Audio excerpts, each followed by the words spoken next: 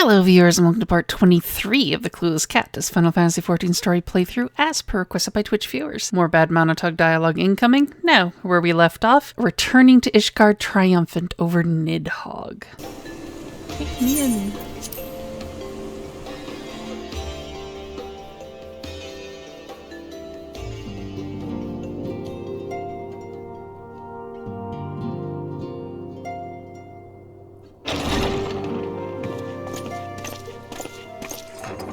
Praise Halone, you are safe.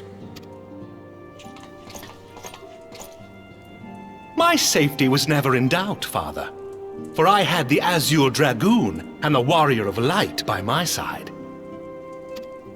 We bring the most wonderful tidings.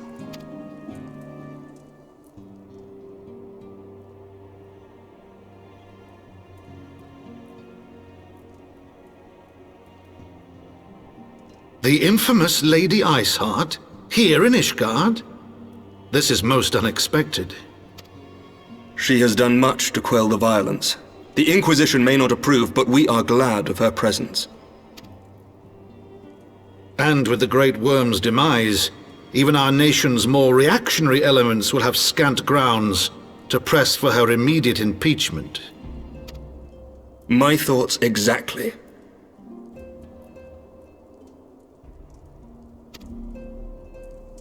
What of the truth revealed to us by Haurchefant? That the origins of the Dragonsong War, a core tenet of Ishgardian faith, are quite unlike those depicted in the scriptures. That men and dragons once lived together in harmony, and that it was man's treachery which shattered the peace and plunged our peoples into war. The same scripture also describes the origins of the High Houses. Were it exposed as false, the legitimacy of our rule would be called into question. If both Highborn and Lowborn can trace their ancestry to Thordan and his Knights 12. But a single sip of dragon's blood is required to confirm their lineage. If the Holy See knew of this and chose to remain silent, their crimes are grievous indeed. Regardless, this state of affairs cannot be allowed to continue.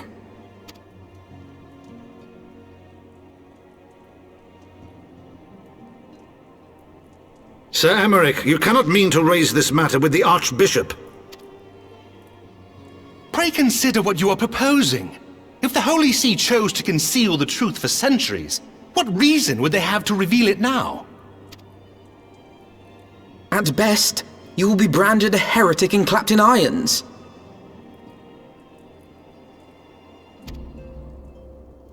Then at least the Archbishop will have shown his true colors.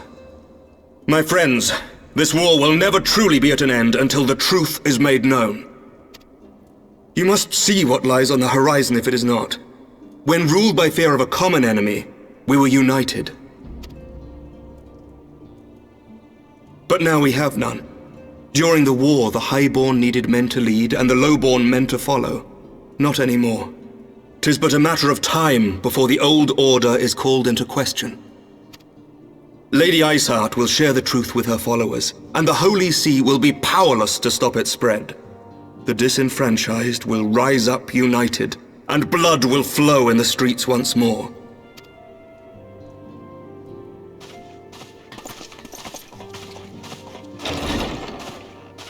A divided Ishgard will not survive. Tread carefully, Lord Commander.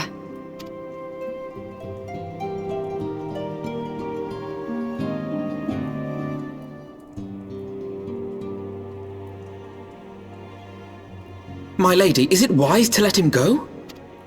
I sympathize with the Lord Commander's desire for reform, but to approach the Archbishop in this manner bespeaks an idealism to which I did not think Sir Aymeric prone. Though he comports himself as a realist, he has long dreamt of reform. 'Twas that idealism which first drew me to him, that which made me swear an oath to serve. We must not think of ways to hinder his cause, but rather ways to aid it, even should the Holy See cry heresy. You cannot mean...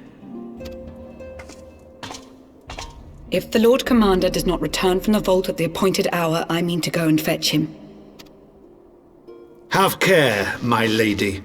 Your words border on treason. Should they reach the wrong ears, you will be declared an enemy of Ishgard. That is a risk I am willing to take. Lest you forget, my lord, I am not born of this land. My loyalty is to the Lord Commander alone, but I speak only of what may come to pass. If the rumors regarding his heritage are to be believed, we have naught to fear.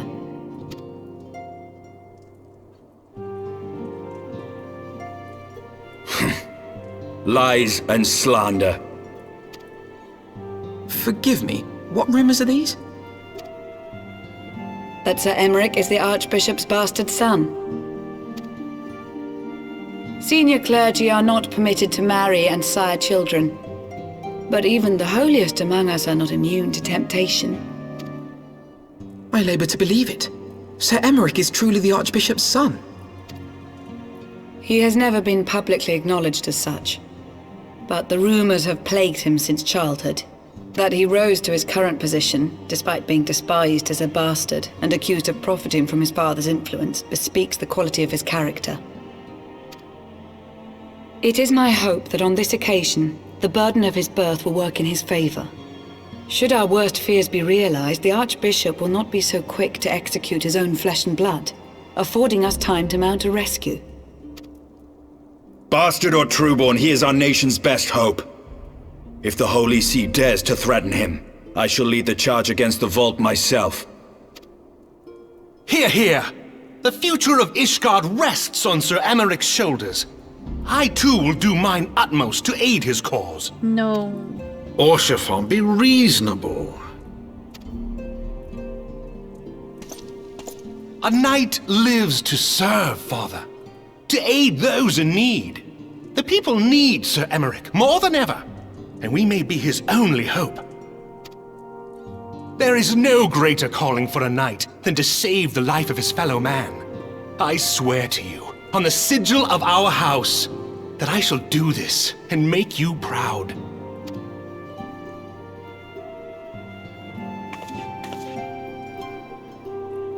Even you? Romantic, reckless fools, the lot of you. So be it. Make your preparations. I thank you all for your support.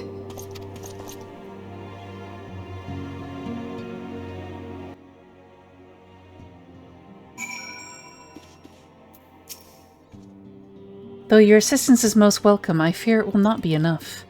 Few as we are, we will struggle to reach the Lord Commander. If we are to succeed, we must needs recruit others to our cause. Money. Ill-weathered friends. Adversity acquaints a man with strange bedfellows, as Alphino knows only too well. But how are we to carry out this bold endeavor? Even with an army of knights at our backs, a direct assault on the vault seems unlikely to succeed. You are correct, Master Alphino. Not even the assembled might of House Fortom and the Temple Knights would be sufficient. With the support of another party, however, we may yet stand a chance. You speak of one of the other high houses.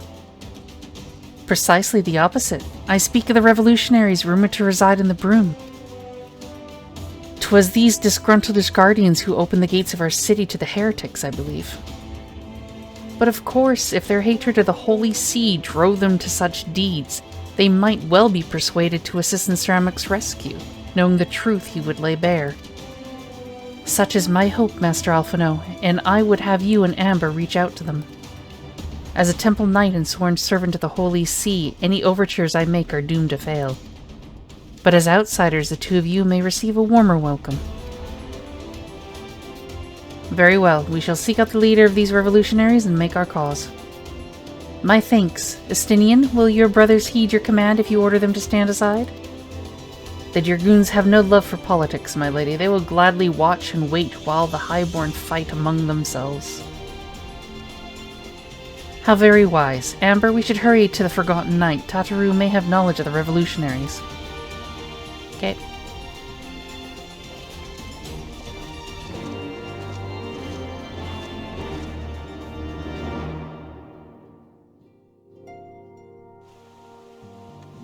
Start a revolution, baby.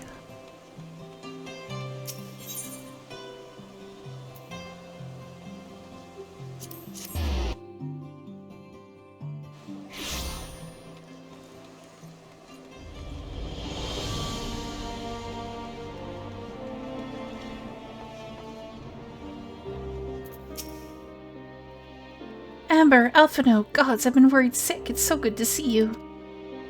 And you, Tataru, how did you manage to escape the chaos in the streets?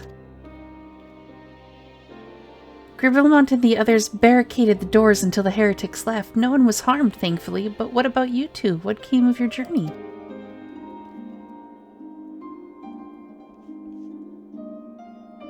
You're not serious? What was Sir Aymeric thinking? I mean, the way you two talk about him, I wouldn't have believed. Anyway, I've heard rumors of the people you're looking for, but I doubt they'll be of much use. The only thing I can say with any certainty is that they're led by someone called the Mongrel. A queer moniker if ever I heard one, but mayhap it will make the individual in question easier to find. Come, let us make inquiries below.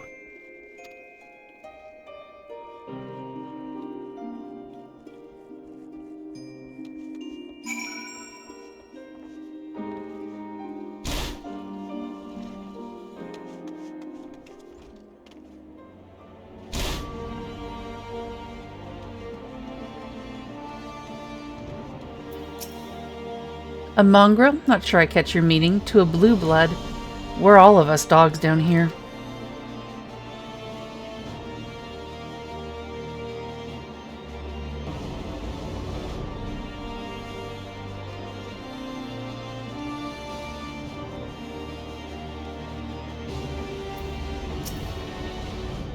What's that? Speak up. I can't hear as well as I used to.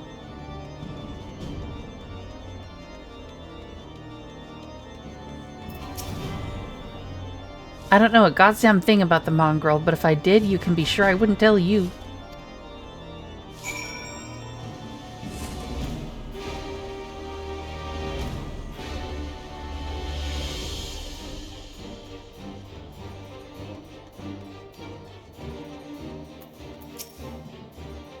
Not a single shred of information, just as I expected.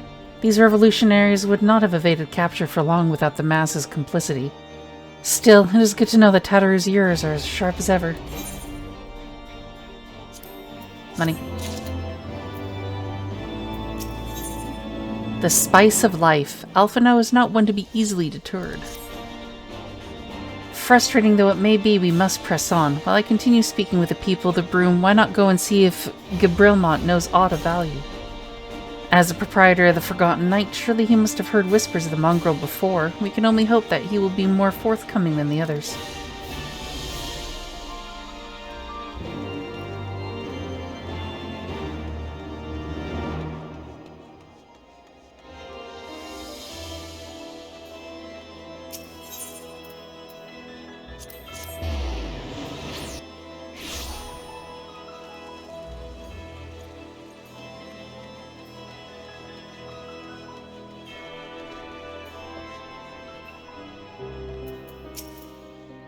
You know, people long for a sympathetic ear, but they need to know that it comes with tight lips. Discretion, Amber, that's what my customers expect. If they don't get it, then I don't get them. That being said, I'm not without my sympathies. I've heard the tales, and I know you've done right by highborn and lowborn alike. Least I can do is point you in the right direction, but to do that, I'll need you to do something for me. So happens, there's a hunter up in the Crow's Air who owes me a fair bit of coin. However, I've agreed to accept payment in fresh herbs. Go and get them for me. Agreed?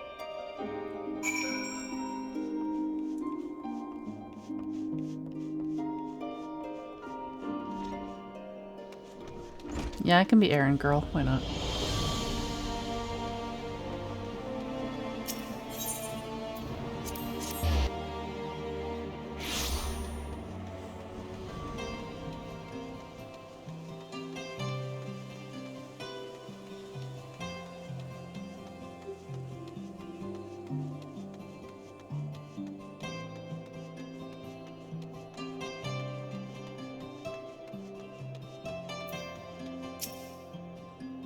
So, you're Gibrilmant's errand girl?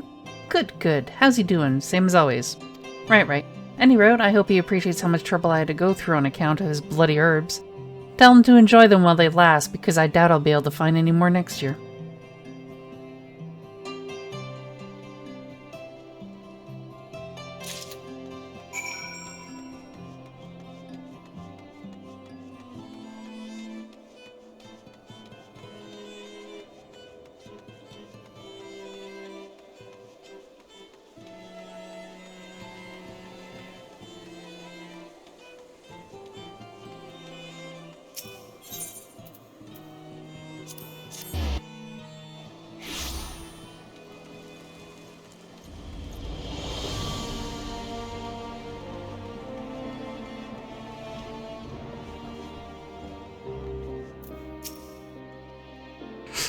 Well, you gonna hand them over or not?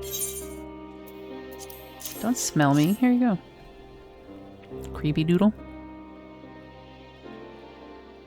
Aye, this ought to do it. With a few other spices, I can make it just like she used to. There are a few things which stir the hearts of men like a sip of mulled wine. Share a glass with the right people, and who knows what stories they'll share. Money. Noble indiscretions. Gabrilmont has a faraway look in his eyes.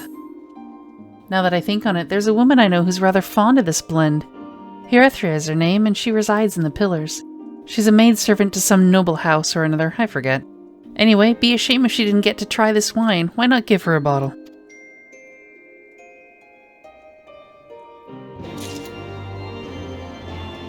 Nice way to point me in the right direction.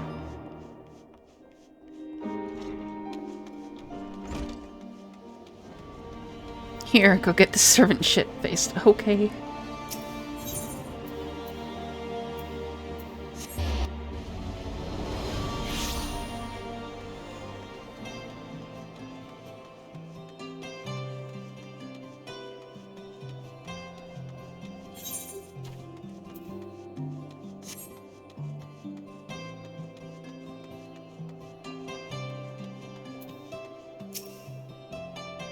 Yes, I'm Haurchefant. Beg your pardon, but do I know you, miss?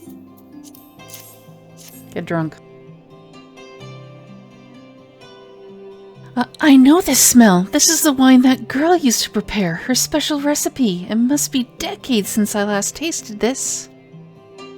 Oh, the poor dear. Such a shame that she was taken in by that baron.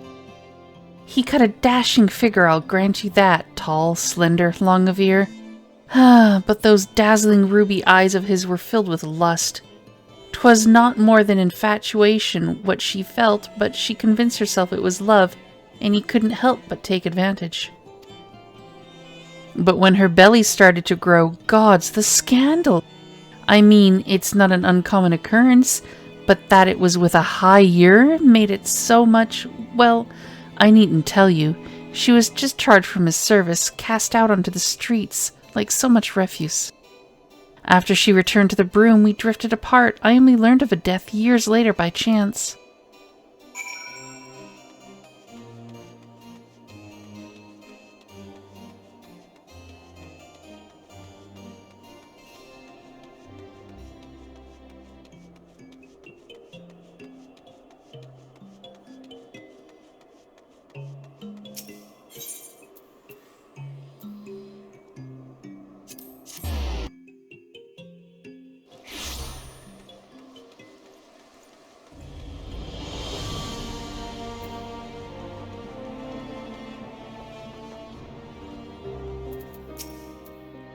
So, the amorous nobleman beds his maidservant and casts her aside when the seed takes root. Not the most original tale, is it? Cold comfort for the women and children who live it, though. A child apart. Gabrilmont's face is a mask, but beneath it you sense something old and bitter. Even the penitent can appreciate wine from time to time. Take Geraldaru, for example. Surely you've heard of him, no? He's a monk who offers succor to the poorest of the poor in the broom, a man of many vows, but none which prohibit spirituous beverages. Aye, if ever there was a man who deserved a drink, it'll be him. How many people in the city are you going to get me to get drunk?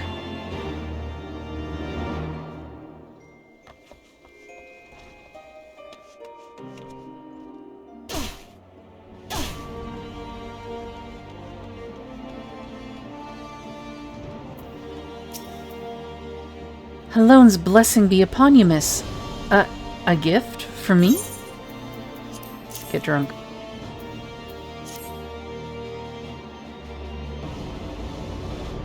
This scent, how reminiscent of a wine once made by a dear old friend, may her soul rest in peace. Forsaken by her family, she toiled tirelessly to feed and clothe her child, yet somehow she found time to help me tend to those in even worse circumstances. So compassionate she was, so full of love for her fellow man.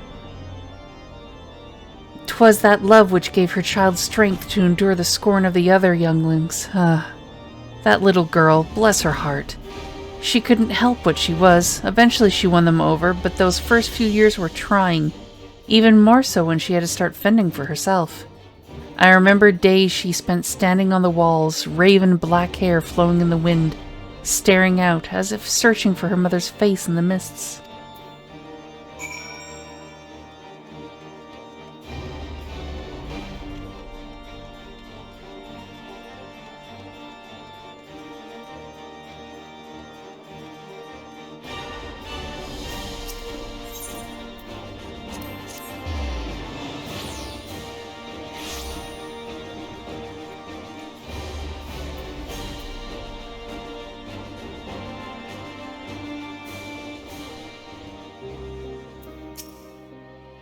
She was a remarkable woman, Amber.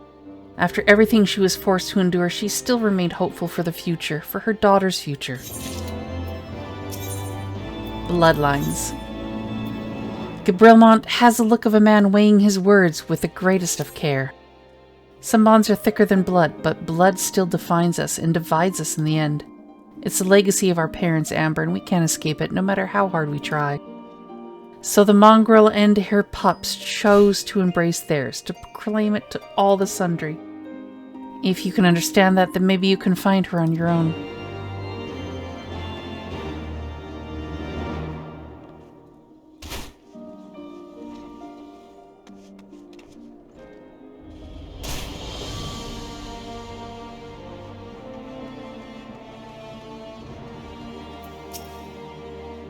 Still looking for your mongrel? Like I said, take your pick. Plenty around if you know where to look. Or did you fancy someone specific? I'm looking for a mongrel with ruby red eyes and raven black hair. Oh, someone's got unusual taste. Afraid I can't help you though. Won't, rather. It's bloody obvious you ain't of the broom. Did you think I'd just tell you because you asked nicely?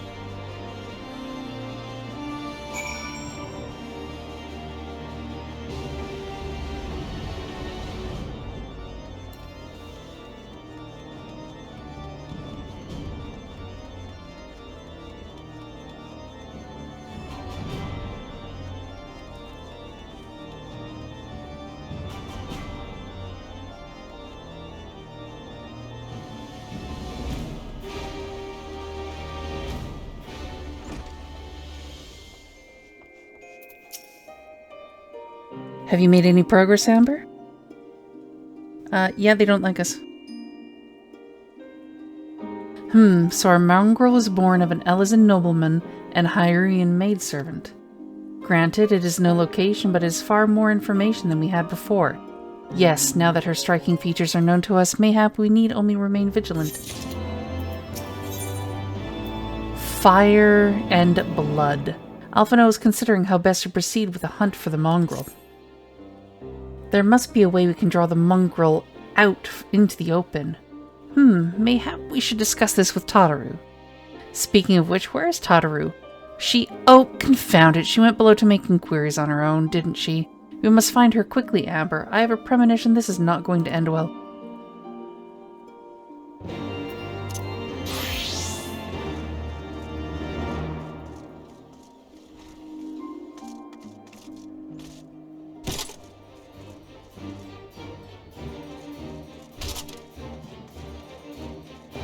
He wants me to check up there first.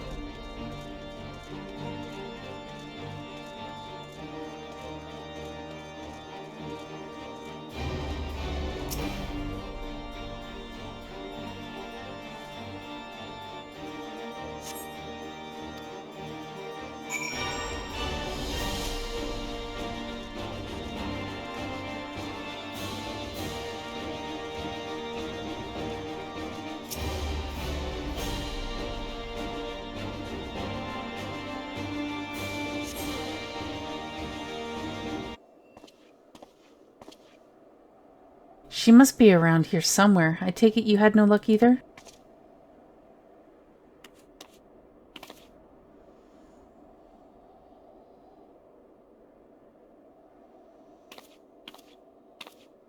Ah, I'm sorry. Forget I said anything.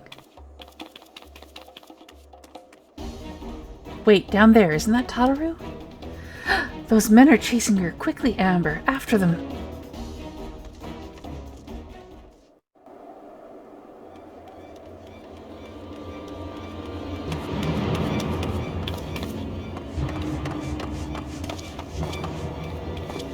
Where do you think you're going, Missy? I'm sorry, I didn't mean to offend. What's going on here? What's it to you, boy? Piss off. Hold on, I've seen them around. They're in and out the house 4 Tom's Manor all the time. Oh, I see. Skulking about at your highborn master's bidding, eh? Bloodhounds hoping to catch a whiff of heresy, is that it? You are quite mistaken, I assure you. We came here to help. And if you know what's good for you, you will let us pass. Haha! Listen to the pups yapping. Come here, boy. I'll give you cause to yelp. Enough! Leave threatening women and children to our betters. We don't have the knack.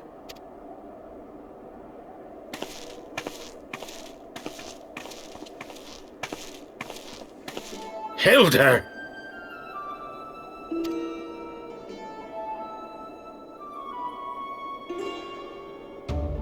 Lay a finger on the Blue Blood's pups, and you're like to lose the hand.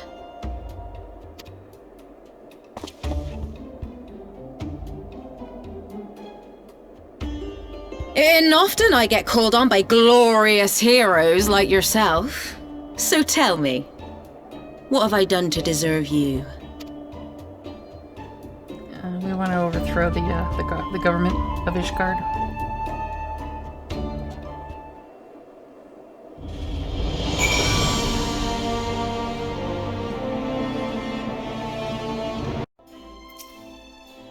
Before you start, let's go somewhere a bit more private, eh? The Forgotten Knights say.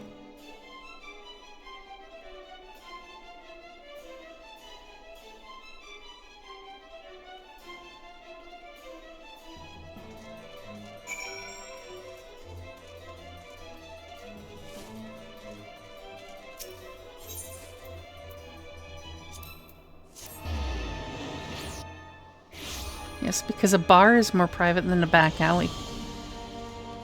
Logic, no.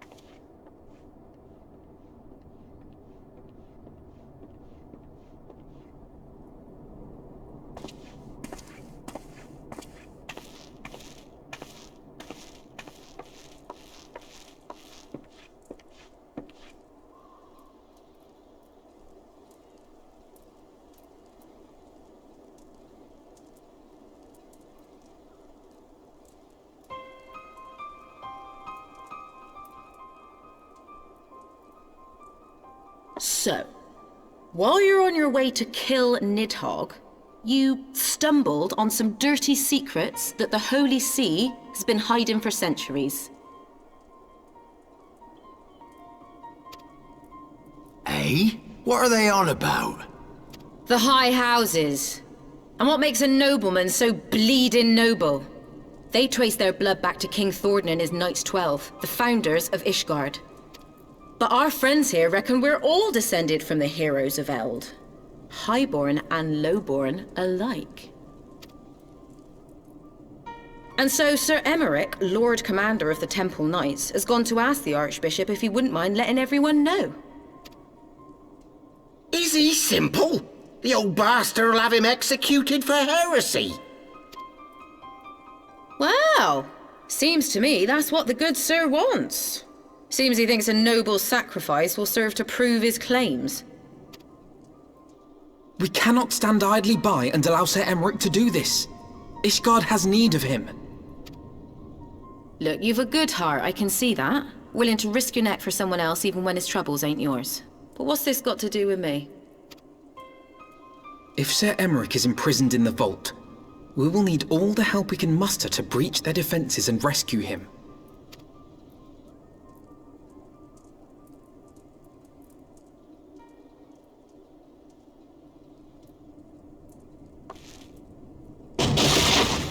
What in the hells?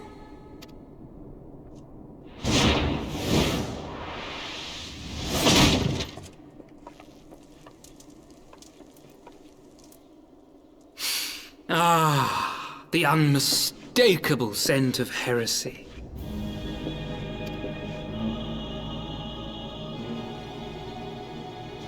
And what do we have here? The honored guests of House Fortom consorting with the Queen of Rats.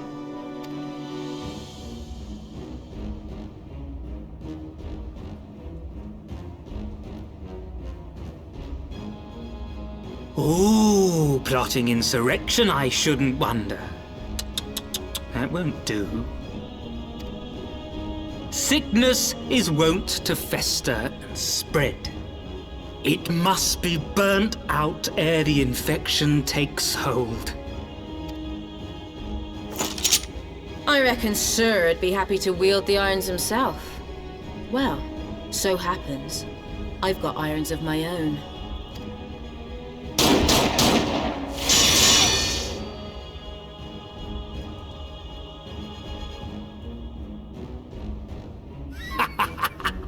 Such simple creatures, rats.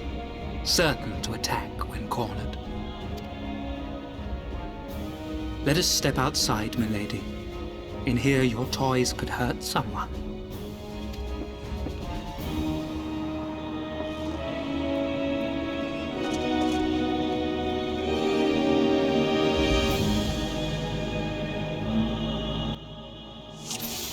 Endgame for this is to knock off Cherubert. However, you want to make sure that you knock off all the ads as well, especially the Kairugans, because they will heal. Once in a while, he'll put on a fire on the ground. If you stand in it, you will get a debuff that will do damage. Stand in it at your own discretion. Just kill everything. Right there!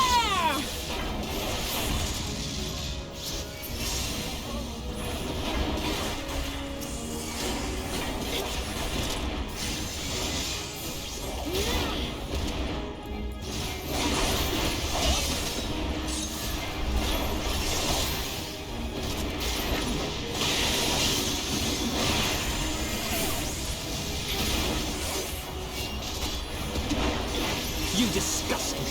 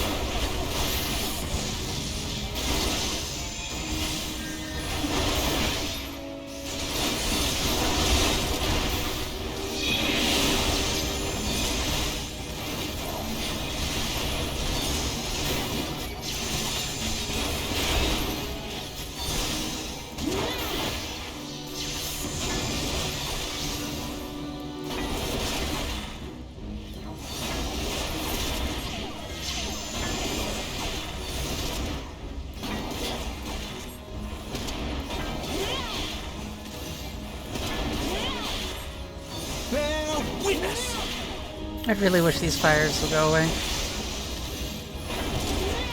Helone, guide my sword!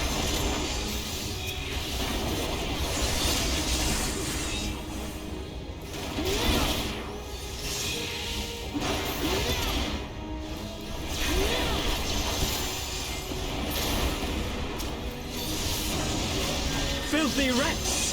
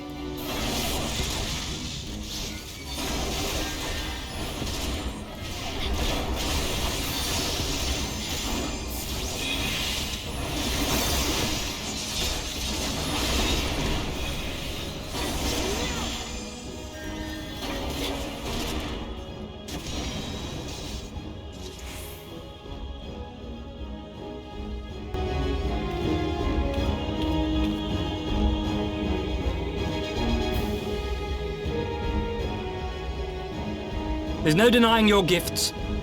A well-deserved reputation indeed.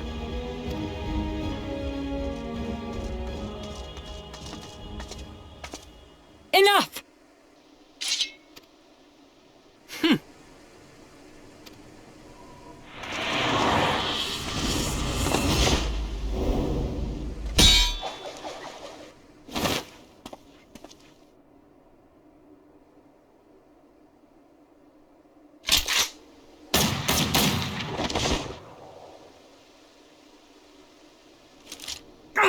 Lucky bastard. Nay, 'tis we who are lucky. Had we fought on, 'twas but a matter of time before our conflict claimed the life of an innocent bystander.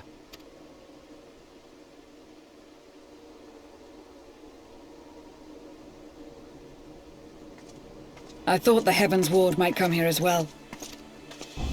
They came to the Temple Knights' headquarters. Aye. Sir Grinno announced that the Lord Commander had been imprisoned under suspicion of heresy, and that the Heavens Ward had been granted full authority in his stead. Then the Heavens Ward now commands the Temple Knights. Those still loyal to Sir Aymeric answer to me. Alas, that amounts to but half our number. The other half, who opposed his promotion to Lord Commander, have gathered at the vault as ordered. Bolstering the guard already, eh? If I didn't know any better, I'd say you were expected. I take it you're in charge around here? Hilda. And yes, the young master was just persuading me to join his lost cause. Convincing little beggar, isn't he?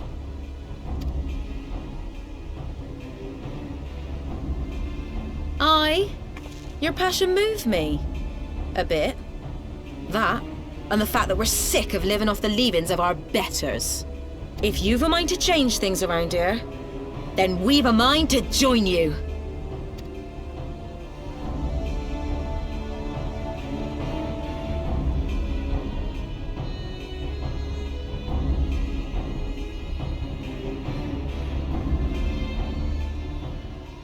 Overthrowing the church, because why not?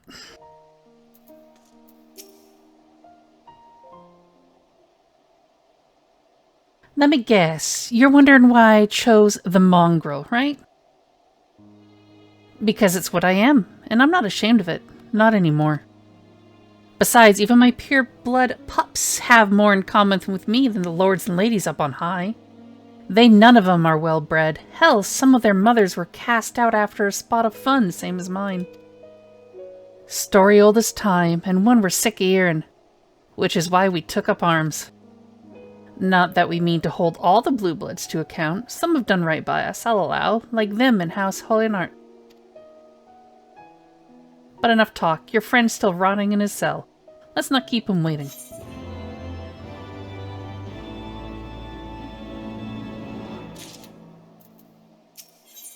A knight's calling. Now that all the players are assembled, Hilda is eager to get on with it.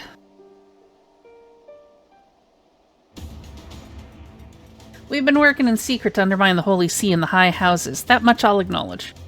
But this nonsense about us throwing wide the gates for the heretics is just that, nonsense.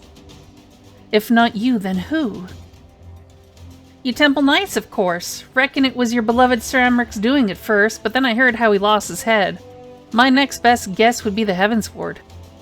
That way, they'd have the perfect excuse to go door to door through the brooms, slaughter the heretics and their sympathizers in one fell swoop. But the Heavenward's scheme did not account for Lady Iceheart's intervention, and so they have been forced to improvise. Fine bloody mess, ain't it? But the die is cast, so what's the plan?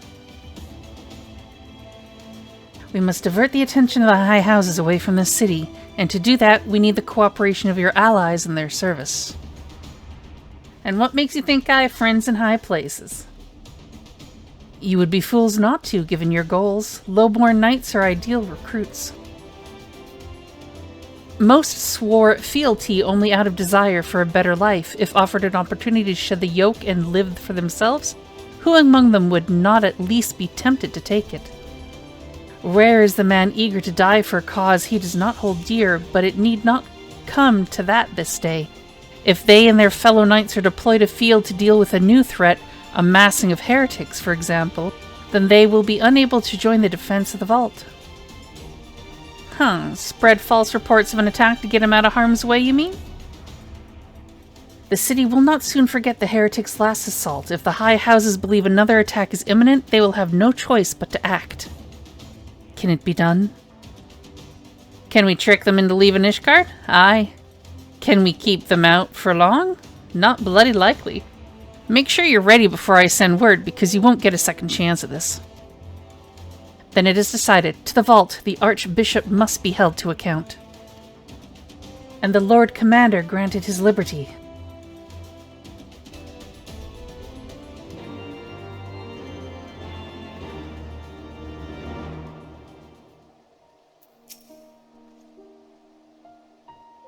Hearken to me, everyone. We have two objectives: rescue Sir Aymeric and apprehend the Archbishop.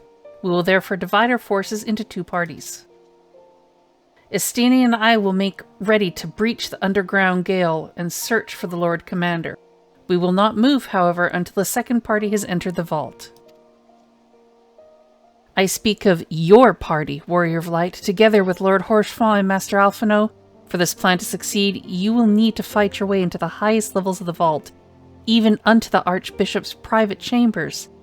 When the Heavensward realize what you intend, they will fly to their master's side, leaving only a token force to guard the gale. Temple Knights loyal to our cause have already secured the entrance to the vault. Once you are within, they will signal to us. If all goes to plan, we shall rejoin you with Sir Aymeric and confront the Archbishop together. Is everyone clear as to their duties? Then let us do what must needs be done. Prison break, baby.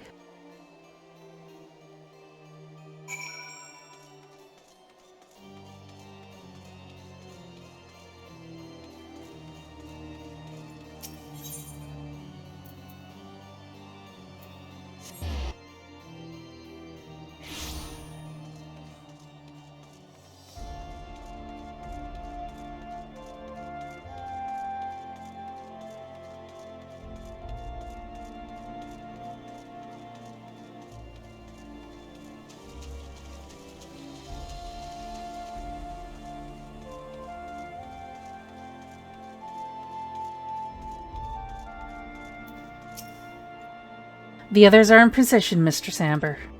I will send word once you and your party have entered. The vault, now accessible.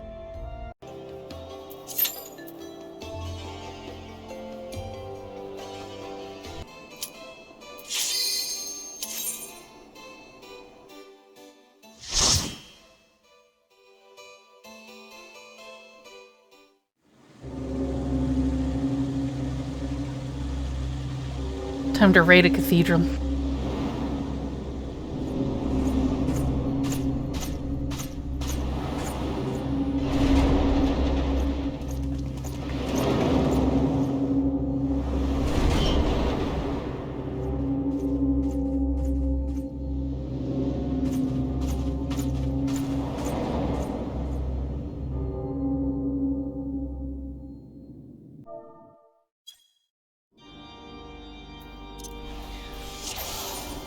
Several of the trash paths leading up to both the first and the second boss, you're going to be gated. Literally, there will be gates in the way that will only raise when you've killed everything. Pull as much as your healer is comfortable with.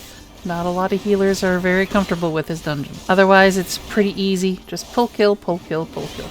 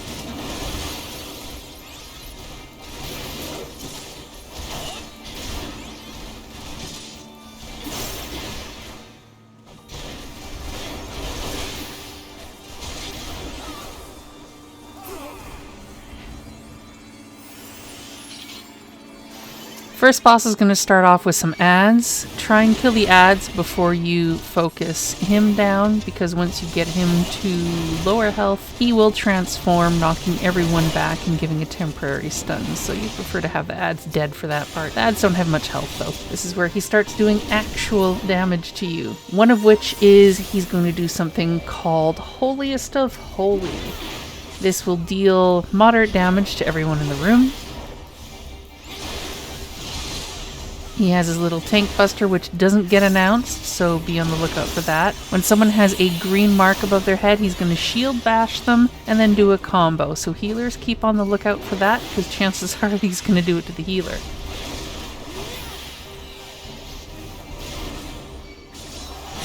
After a while, he'll zip around the entire area, putting white orbs which are going to explode. Immediately after, he's going to target one person that he's going to end up jumping on when he comes back into the field, and then you'll be able to attack him. He pretty much does that rinse and repeat until you pop him off.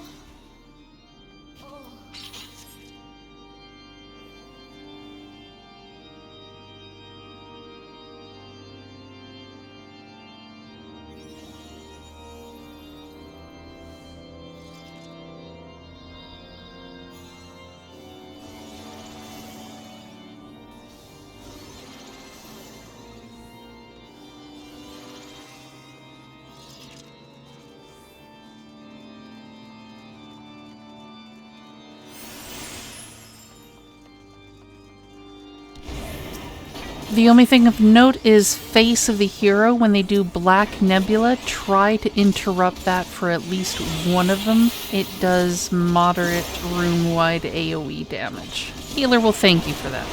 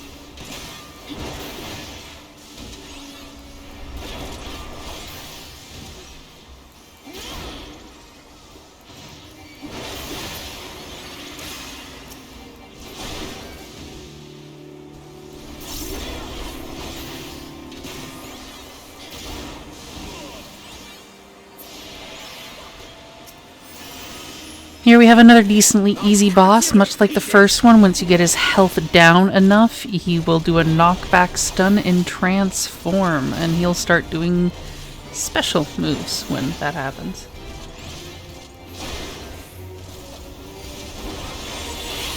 I will not yield to you! One of which is an AoE. Do not stand in that AoE because it goes ouch. He will also do line AoEs, which will put something behind the person that he shoots it at. If you go near those, they will start siphoning your health away, kind of like a nice dot. So make sure not to stand near them because eventually he will do a knockback.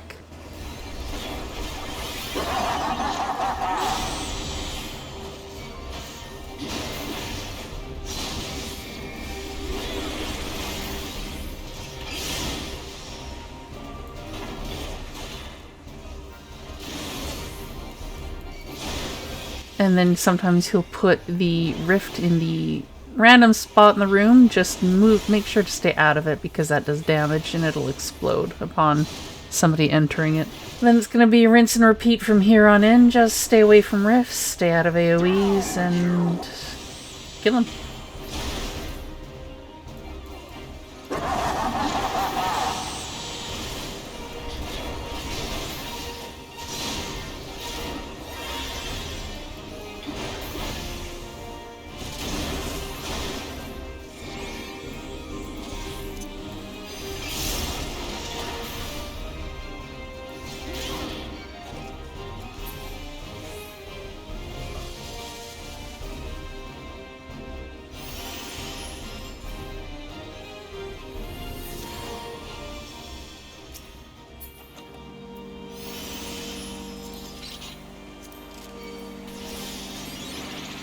So nothing huge of note for the rest of the trash pack. The only thing is now we have 2 more things that need the stunning with the Black Nebula. And a few more pats in when you get up to a cleric. When they get to about death, they will spawn 4 adds. So make sure if you're a tank to pick those up. Other than that, it's pretty easy sailing to the final boss.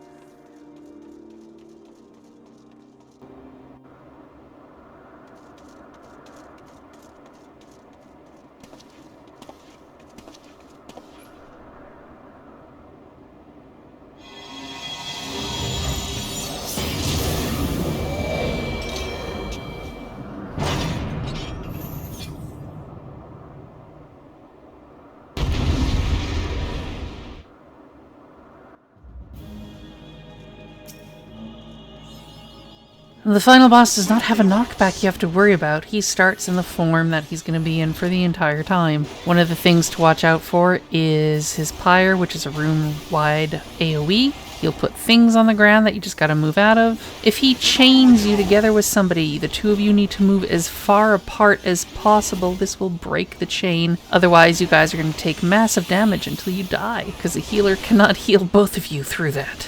Nor will it subsist until one of you is dead or the chains are broken. And keep an eye on the northern area, because he will spawn these chess pieces that are going to march in a straight line. You just gotta make sure to stand in one of the openings.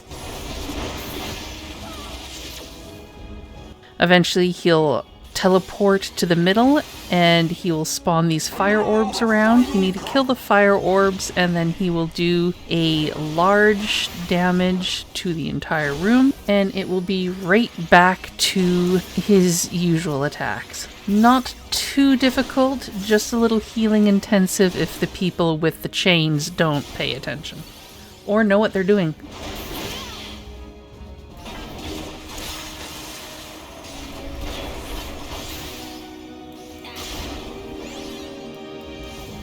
This shall be a mercy. You disgust me.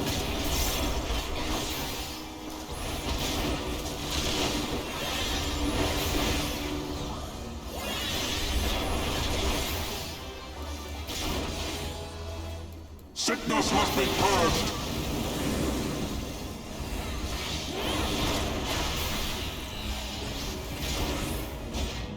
Get on with you!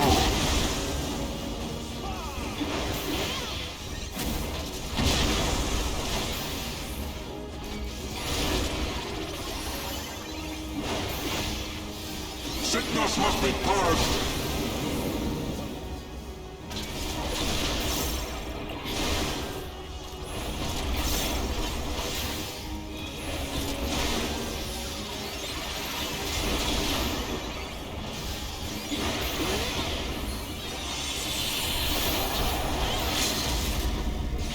Sickness must be purged.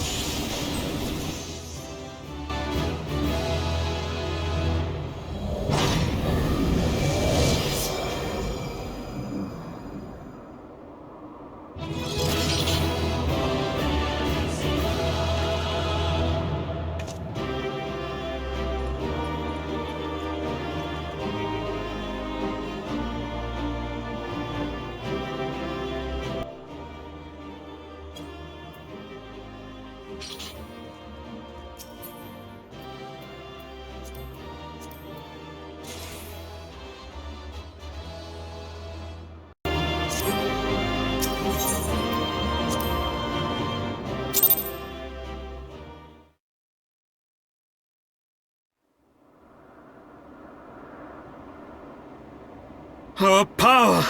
How can this be?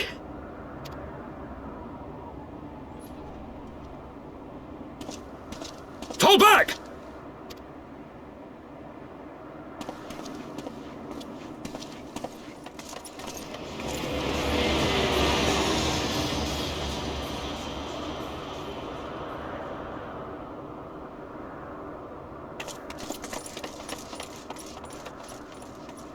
They must be rocking really quickly if me running can't catch up to them.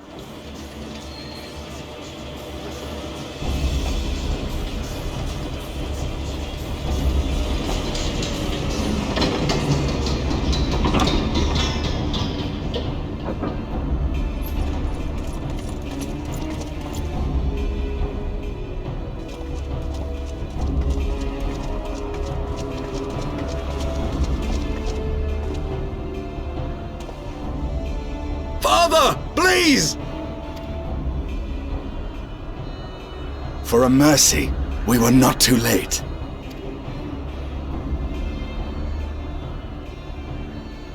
Why must you do this, Father? Nidhogg is fallen. There is no need for further deception. Now is the time to renounce the lies which led us down this path. To start anew!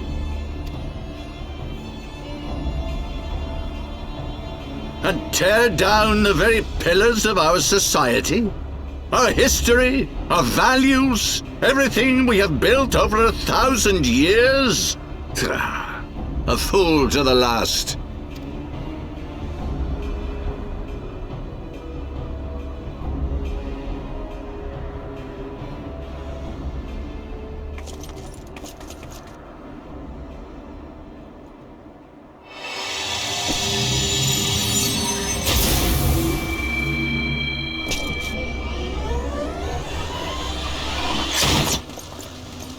Look out!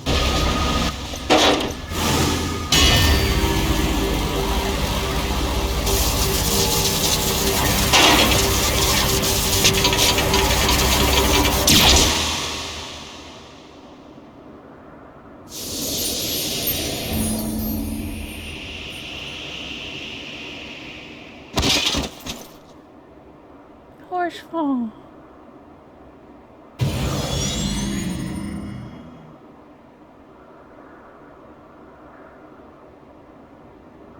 Go. Azys Lla awaits.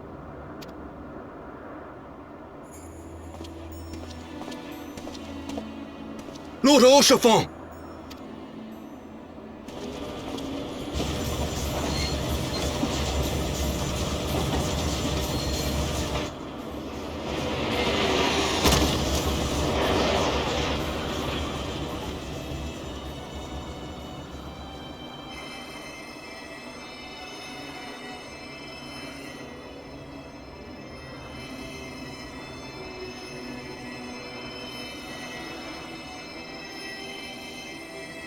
It's no good.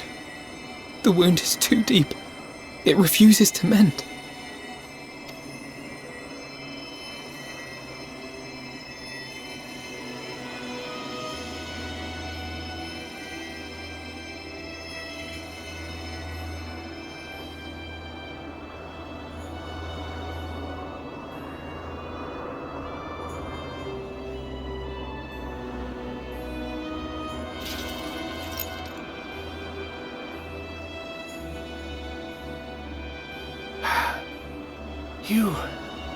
You are unharmed?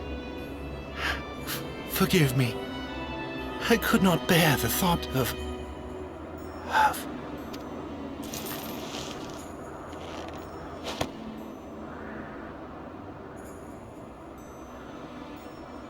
Oh, do not look at me so. A smile better suits a hero.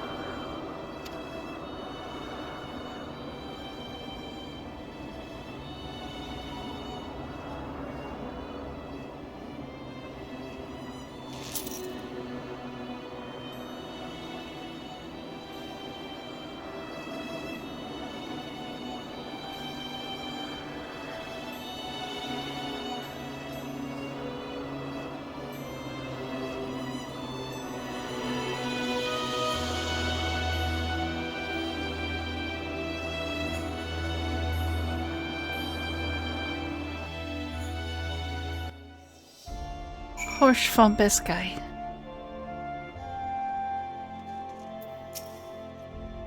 I don't know what to say. The others, they have gathered at Fort Tom's Manor.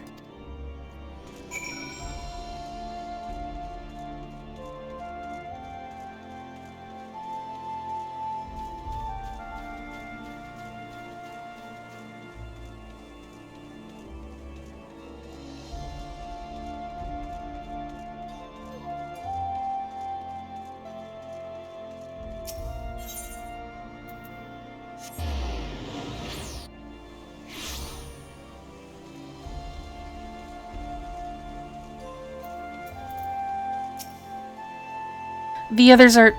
Please enter, Mr. Samver.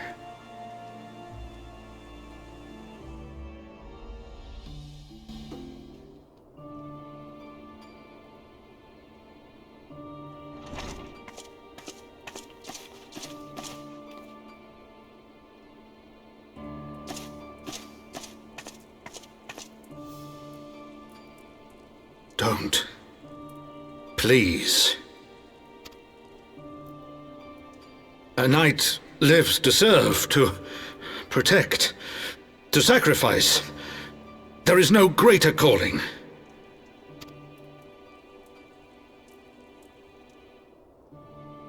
Leave me to mourn and give chase. For my son, and for the nation he loved. Go!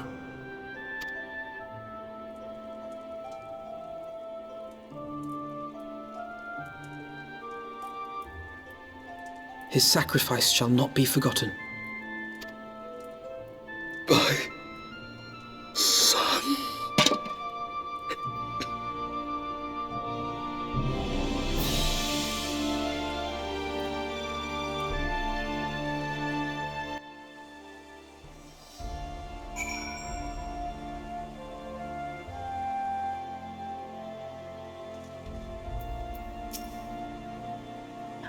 I could not stand there in silence, but when all others had forsaken us, Lord Haurchefant took us in, our beacon of hope in a world of darkness. He did his utmost to raise our spirits so that we might face our troubles with courage, with conviction, so that we might face them as knights.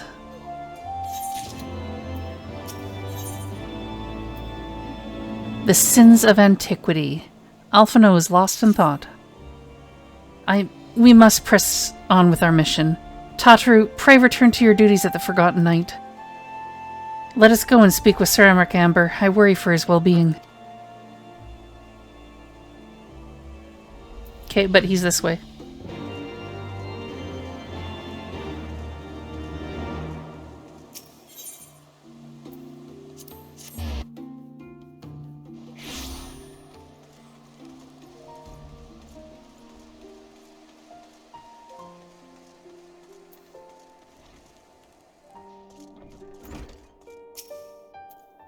An audience with the Lord Commander? Yes. Yes, of course.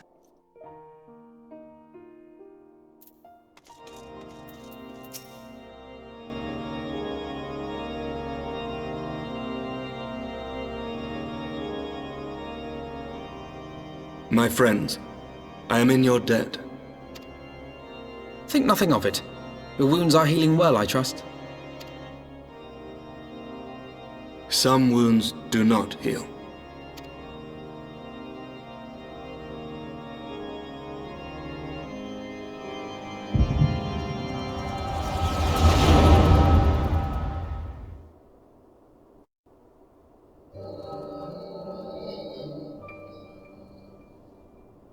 The founding, the scriptures, 1,000 years of lies, all to deceive the common man. Nay, our own brothers and sisters. For the blood of the Knights 12 flows within all our veins. You knew this to be true. You knew, and you concealed it.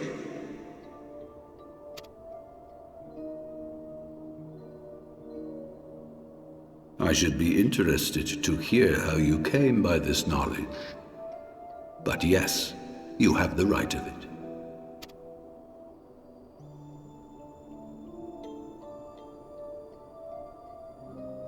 The architects of Ishgard, King Thordan and his Knights 12, entrapped and butchered the great worm, Ratatosker, that they might partake of her eyes and thereby transcend their mortal limits. Upon learning of their treachery, Nidhogg was consumed with a murderous and justified rage. I dare say you know what followed. The great worm slew the king and half of his knights. Aye, but Nidhogg was subdued, and his eyes plucked from their sockets by the knights that remained. Their one mistake was to show mercy. For from his brother Hreisvelger did Nidhogg receive a new eye, thus rejuvenating his form and empowering him to embark upon an eternal quest for vengeance. Whilst Thordan's son Haldreth took one of Nidhogg's eyes and learned to wield its power in defense of his people. Thus was the first Azure Dragoon born, and ever since that time, his honored successors have risen to drive Nidhogg from our lands whenever the worm has returned to plague us.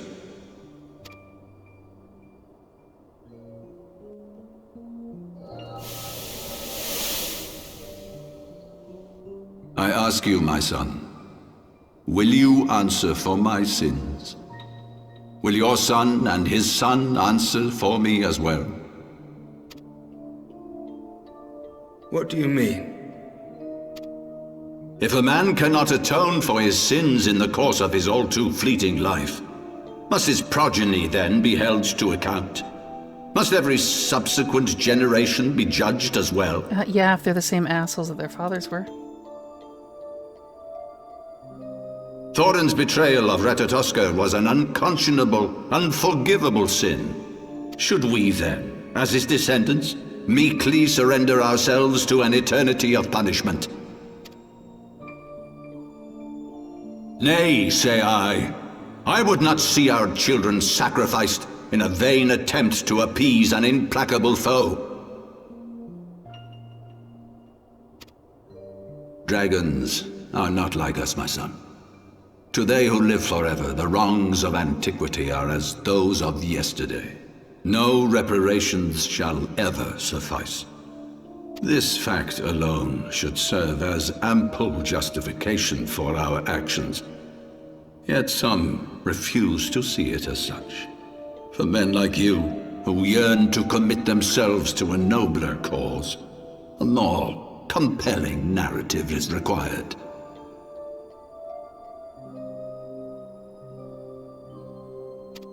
This is your solution.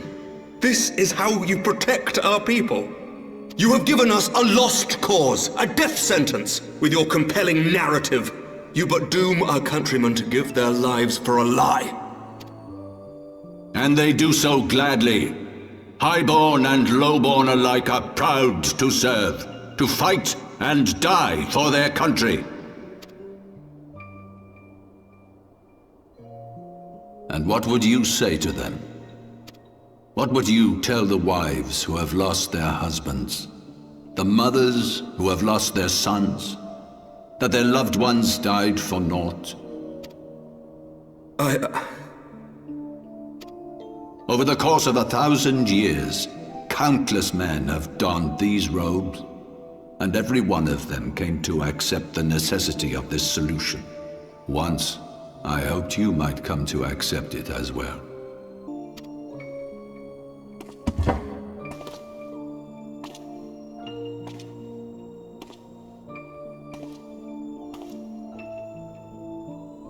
Do not despair, my son. Soon I shall free us from the sins of antiquity, and bring about the change you so fervently desire.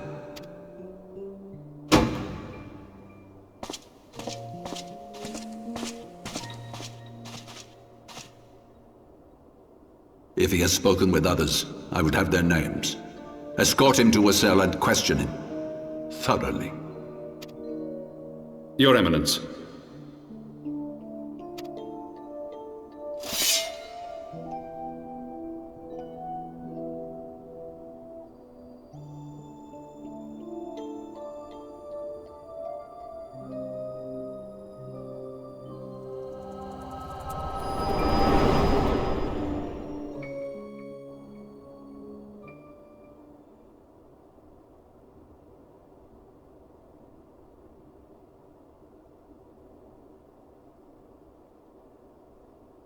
You saw something, did you not?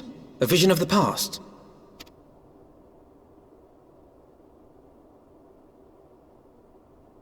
So this is the power of the Echo. Would that it had shown you a finer moment from my past. 'Twas an exercise in futility, as you saw. Faced with the firmity of his conviction and his many ready rejoinders, my words deserted me. To be frank, I am embarrassed to recall it.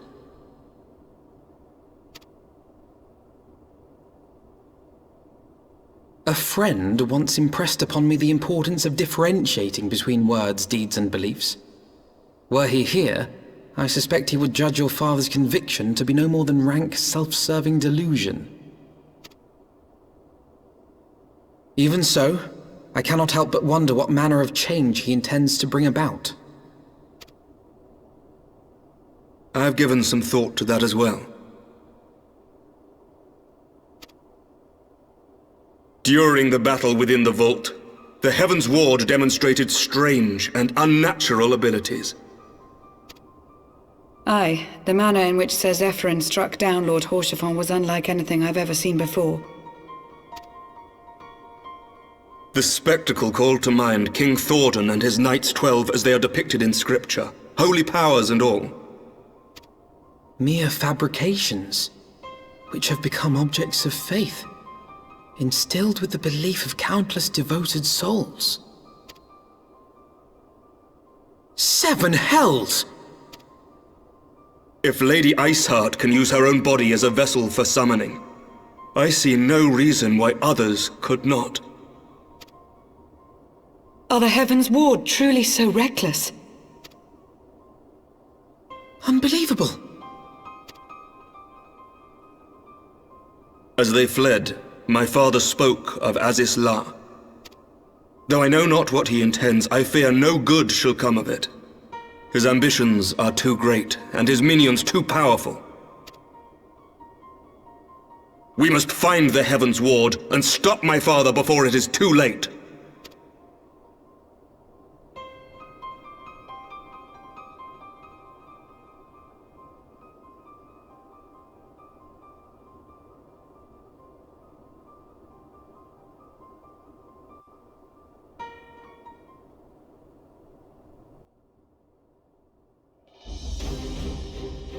Mr. Samber, Master Alphino, I and Aymeric, Lord Commander of the Temple Knights of Ishgard, do hereby entreat the aid of the Scions of the 7th Dawn.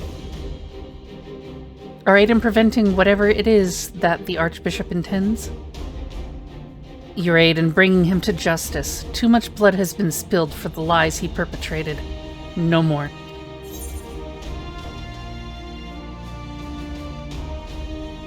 I shall pursue him to the end of the world if I must. And for what he did to Lord Haurchefant. I thank you, Amber. I have heard many men take such pledges, but you speak in earnest. Much has changed since our order's founding, but our duty to combat the primal threat has not. If the Archbishop and the Heaven's Ward are guilty of the crime of summoning, then Amber and I will stop them. Would that I could join you in the pursuit, but alas, my father's absence has thrown our government into chaos.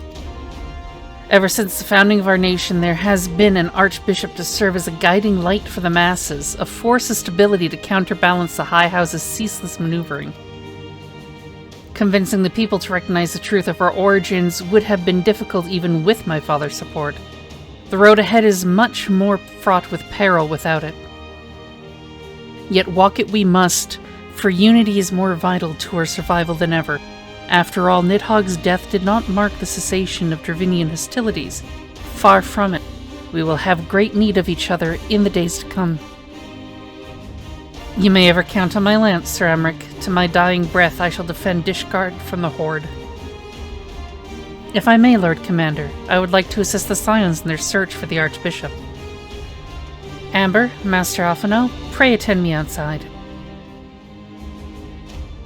Very well. With me, Amber. I believe we have much to discuss. Yup.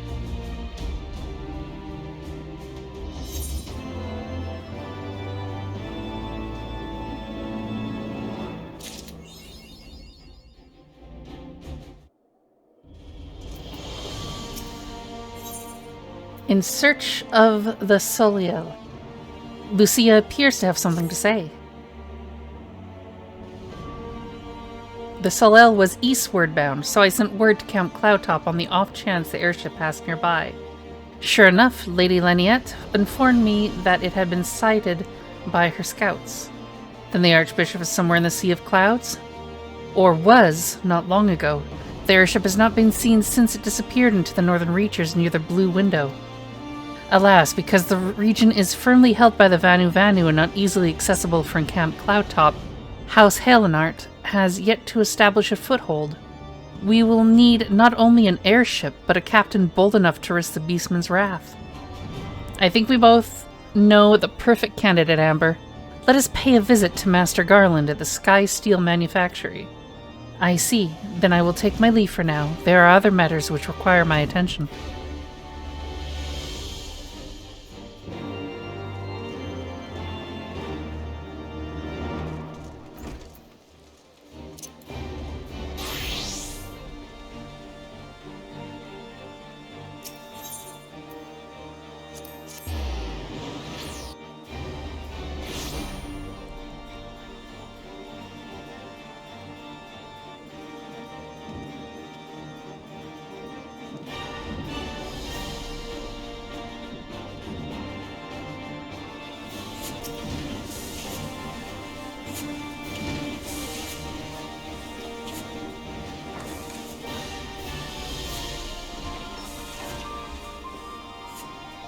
Ah, the dastardly duo. What mischief have you two been getting up to lately?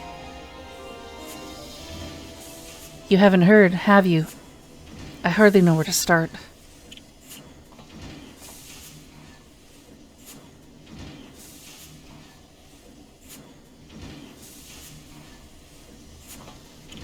He was a good man. Sid, have you ever heard of Azys Lla? The Archbishop spoke of it before he fled. No, but it's probably some sort of phenomenal cosmic power that's key to his plans. From what he told Amber, the Ascians tried to tempt him as they tempted Gaius with the Ultima weapon. Even as he spoke true about playing along, I can see him attempting to seize it. As we needed another reason to pursue him. Well, I'm convinced the Enterprise is at your disposal. Come to the airship landing when you're ready to depart.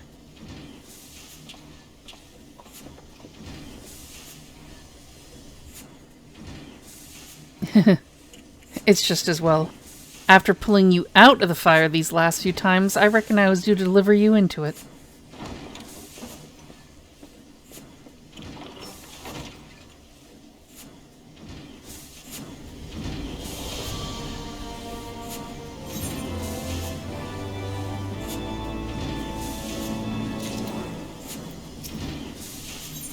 Into the blue. Alphino must see to one last thing before he departs. Into the fire it is. In that case, I should inform Tataru of our plans. Pray go on ahead to the airship landing. I shall join you anon.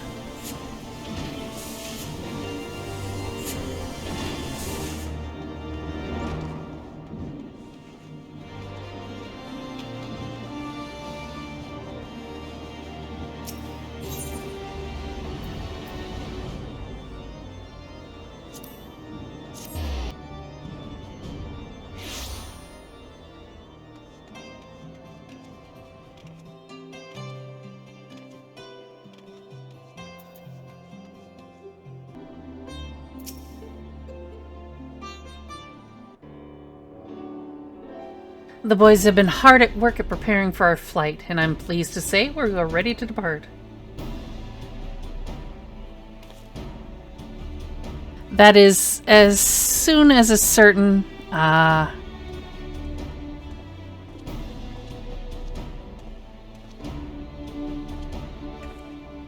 Pray forgive me my lateness. Tataru and I had much to discuss. We still have no news of the missing Scions, but she assures me that Oriange and Rial are pursuing promising leads. Okay. Come, we can continue this discussion aboard the Enterprise.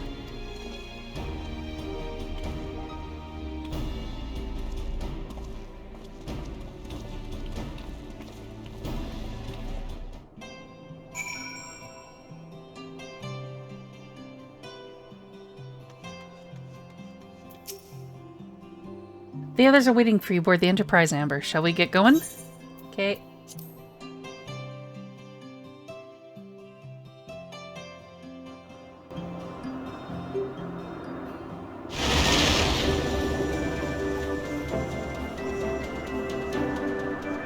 To the northern reaches of the Sea of Clouds, where countless isles yet remained uncharted. Let me guess, I came?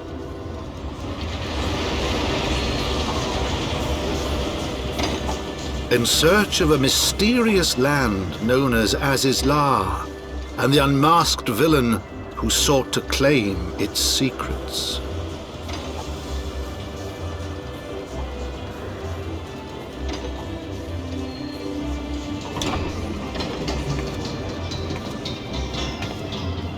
Oblivious to the new threat which followed in their wake, they came. There it is.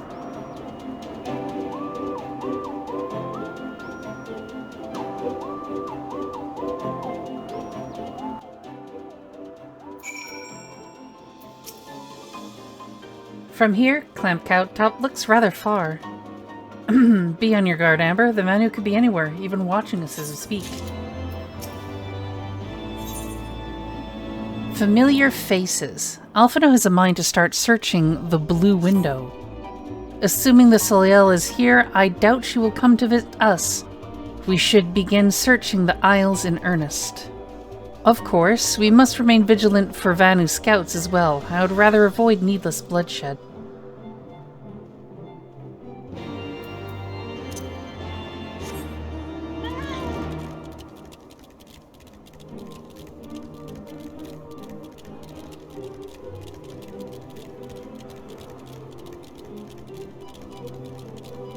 Kind of foggy. I don't think we're going to see anything.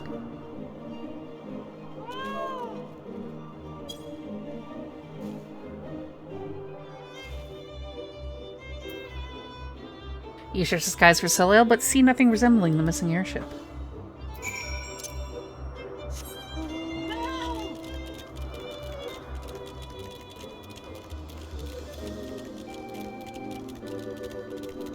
You do, however, see a solo duty.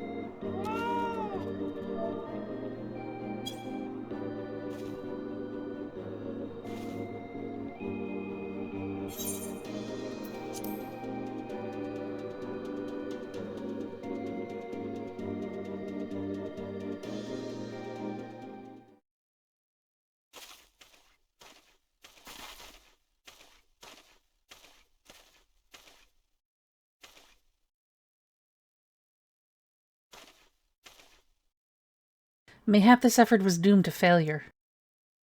Begs mercy of Netherlings, does not fight, does not wish to die. Was that a Vanu being attacked? But by whom?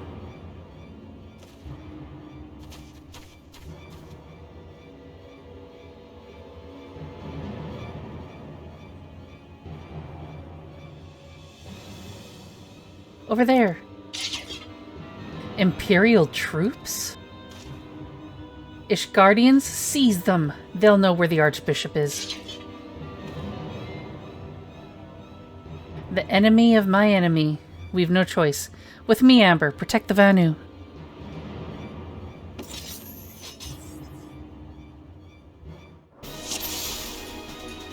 Kill all the things, especially if they're on the Vanu, keeping an eye out for the Medicuses so that they can't heal.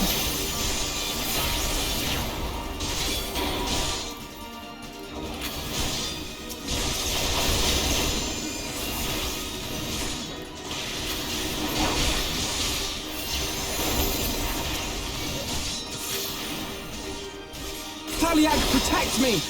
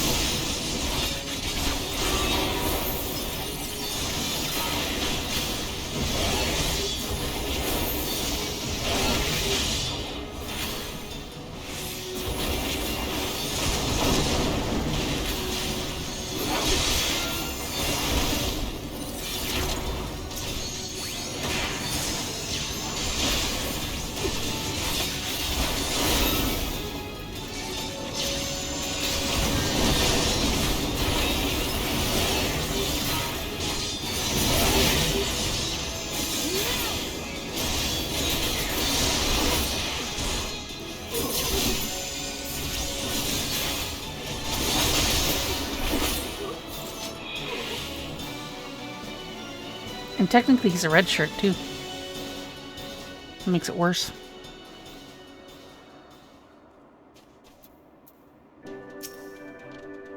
Netherlings save Lanu Vanu from certain death. Showers Netherlings with thanks, like summer squall. Lonuvanu knows not what wind bears netherlings to cloud sea, but warmly welcomes them, shows gratitude where gratitude is due.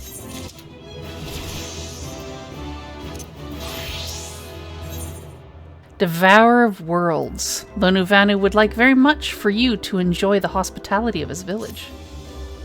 Lonuvanu owes much and more to netherlings as saviors, as heroes. Zundu welcomes you. To village we go, to north, come.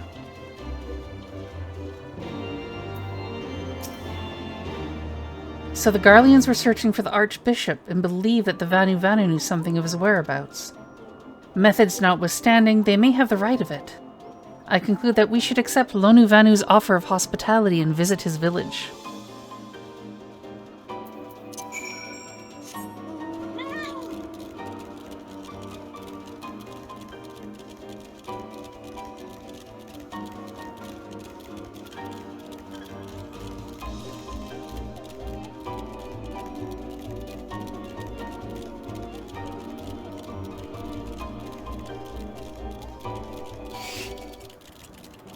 Bite me, I can run faster than you.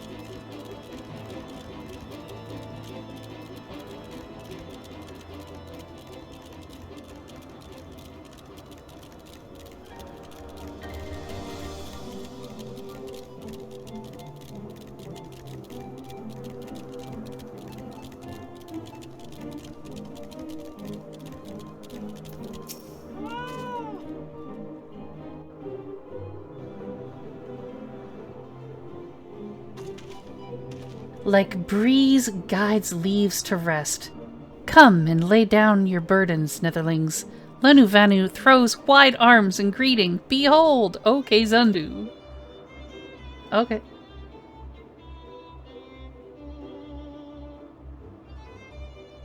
A far warmer welcome than the one you received from the Vundu, I think. Ha!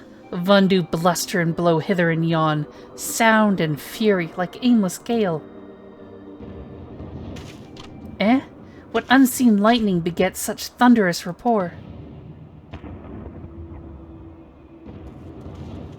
There you are, did you see it? It's that damn flying whale again, the Imperials are after it. Where? The white?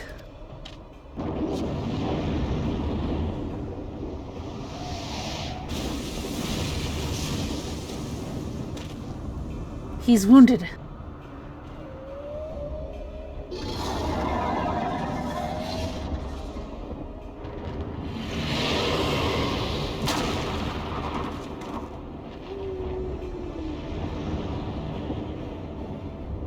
By the 12, did the beasts just eat that island? Oh, insatiable white, oh devourer of the worlds, why must you torment us? Bah, Lonuvanu wastes no more words on his unfathomable deeds. Come, netherlings, come and break words with Chief of Zundu.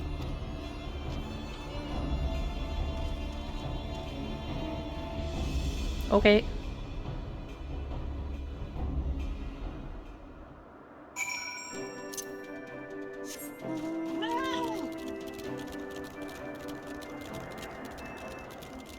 But first, Aetheryte.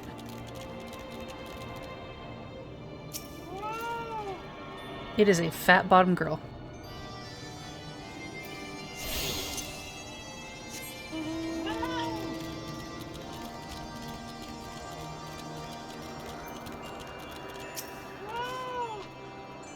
With wisdom deep as nethers and eyes clear as cloudless blue, Lonuvanu speaks for Zundu. Hearken to his words. As long as he doesn't caw at me.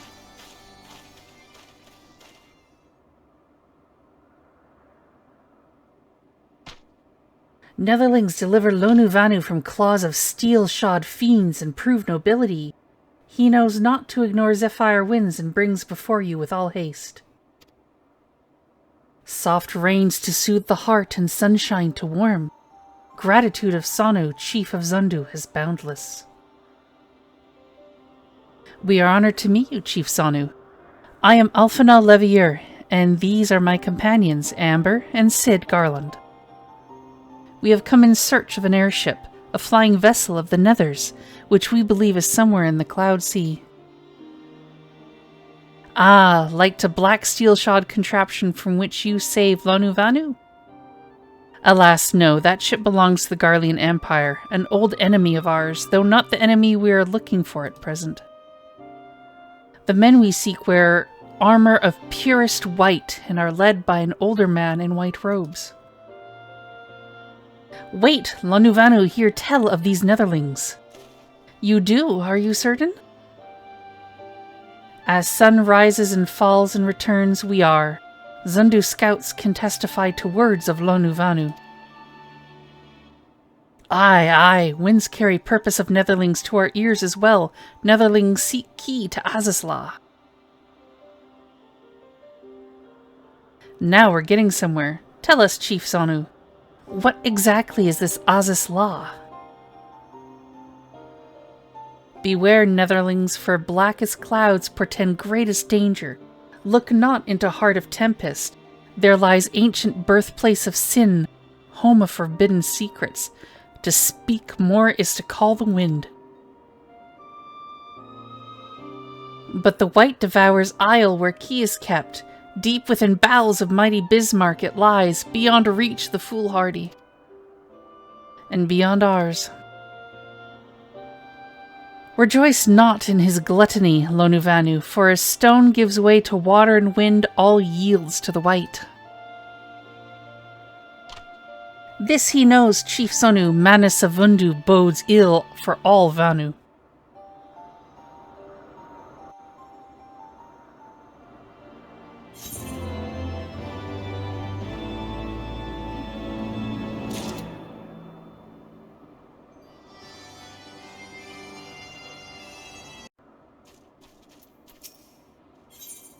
Black and the white. Alphino has that familiar look in his eye, which can mean only one thing. So, Azys Lla is home to forbidden secrets, accessible only to the bearer of a key which the Archbishop covets. Much as I would like to believe it safe within the belly of Bismark, the Knights of the Heaven Sword wield primal powers. If we do not slay the whale and claim the key first, they surely will. Quite how we will go about it is another matter. As was the case in our battle with Leviathan, we are out of our element. And this time we have far fewer allies to call upon. Be that as it may, our customary approach still holds true. We must begin by learning more about the white. Let us each question the residents of the village, then regroup and share our findings anon.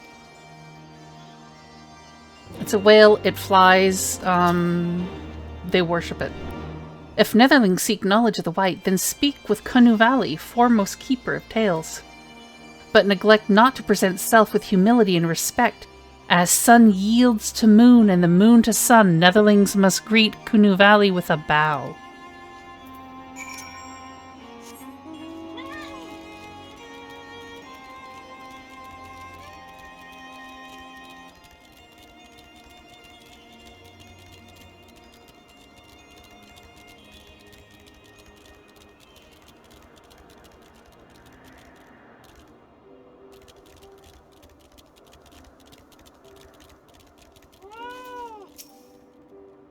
Hey, bird.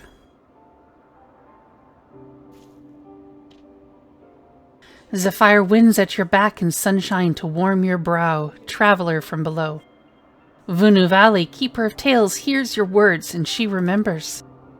In times long ago in lands elsewhere, before even the cloud sea, the white is one among many. Newborn, he swims beside his many brothers in seas of endless water.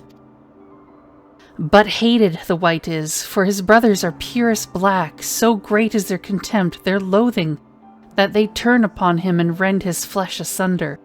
And so he falls, only to rise again, for merciful gods raise him to the heavens, and there he is reborn. The white still longs for the sea to which he cannot return, but in rebirth a splinter of the divine is shared, and so he opens his maw, from whence come the clouds, and a new sea is born, home to him alone. Content, he gazes below and sees others who are as he, hated and hunted. He weeps, and in his benevolence he raises up isles of earth and guides these people to the Cloud Sea. Such is the tale of his rebirth and the salvation of the Vanu. May it never be forgotten. But this demon which menaces the Cloud Sea, his rage is that of the Vundu. His hunger that of a wild beast. The isles are his gift to us, yet now he must consume them? Kunu Valley knows no tales like this.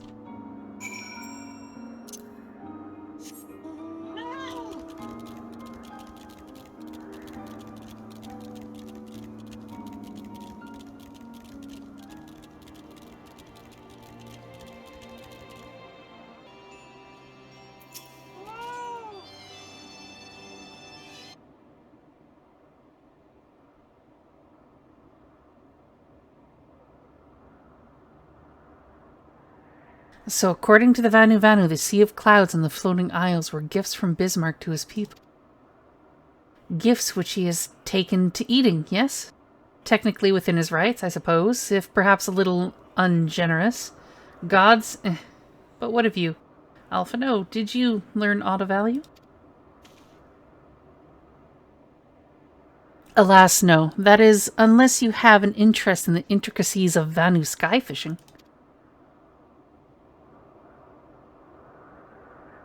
Sky fishing? My gods, that's it! Alphano, my boy, I could kiss you. There's laws against that, please don't do it. From what we have observed, Bismark is a creature of pure instinct, driven primarily by hunger. When wounded by the Imperials, it fled, but not before devouring another island to restore its strength.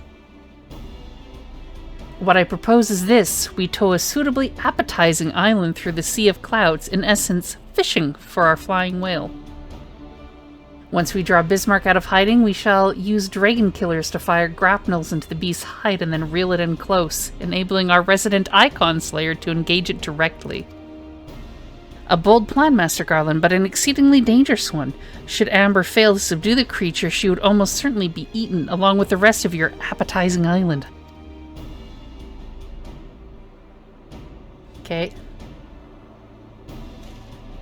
Oh, she won't fail. And if anything does go wrong, I'll be at the helm of the Enterprise, ready to tow her out of trouble. I wouldn't entrust a task like this to anyone else. Nor I. I trust you have no objections to my joining you as well? Not at all, the more the merrier. Right then, it seems the boys and I have a lot of work to do if the Enterprise is to be ready for our fishing trip. Well, you two need to find me some bait. And not just any island, mind. I want a mouthful at most. Okay.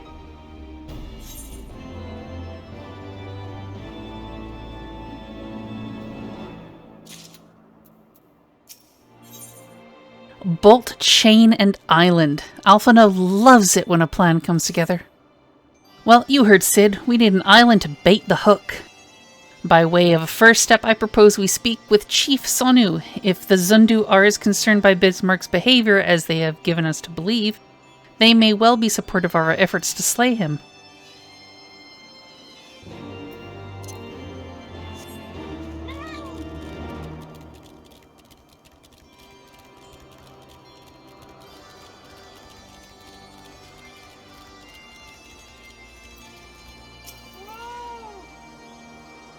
The Tramontane is upon us. The White feast and the Vundu rejoice in his carnage. Hear me, Chief Zonu. This creature which torments you now is not the deity who raised up the floating isles and made a gift of them to you. He is a perversion of your beliefs given form by the Vundu, a false savior who consumes that which he should rightfully safeguard. Yet it need not be this way, Chief Zonu. We have the power to strike down this impostor, but we must beg of you an island to see it done. Moats against the tempest, in vain do they struggle. Yet who is Sonu to speak of what may be? Perhaps even the Tramontane can turn to the opponent. Very well, Netherlings. When you are ready, tell Zundu scouts what manner of island you require, and they guide you to it. We shall not fail, Chief Sonu. Of that you have my word. Come, Amber, let us see how Sid's preparations are progressing. Of course we can't fail, it's part of the story.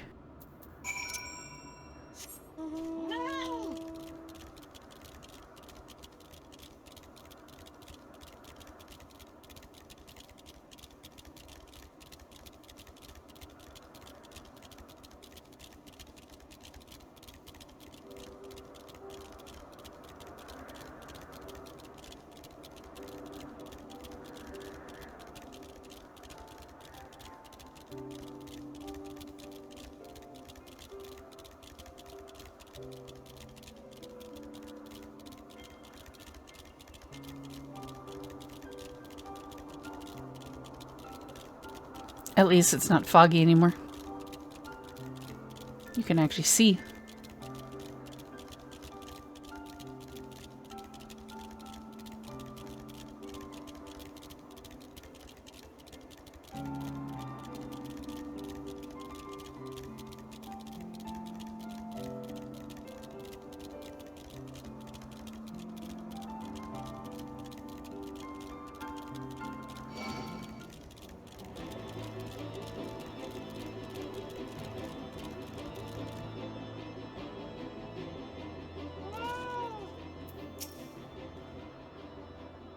Our Ishgardian friends have furnished us with dragon killers and ammunition, and I've taken the liberty of procuring a Magitech field generator as well.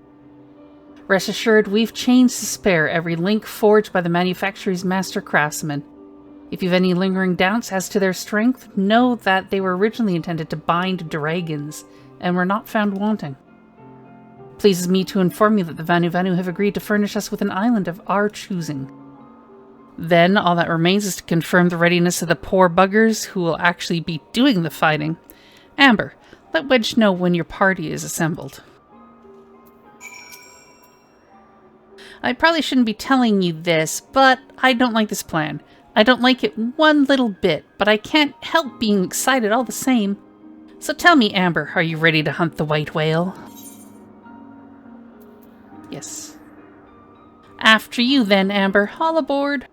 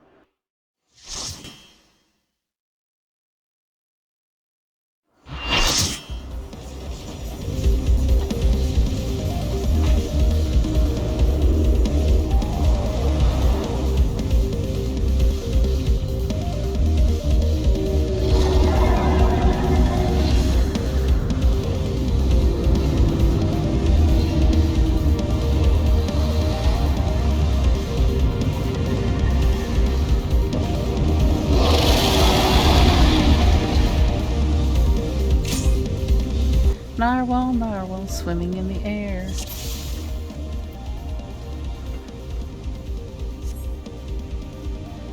Now welcome to Bismark. To start off this encounter, you just run towards him on the front of the island. He will sideswipe the island. Please keep in mind what that animation looks like, because just before he does it next time you want to have the shield up, which is the generator in the middle. This will prevent him from doing too much damage. He immediately spawns 2 ads, one of which can knock you right off the island, so make sure to stay out of that if you can.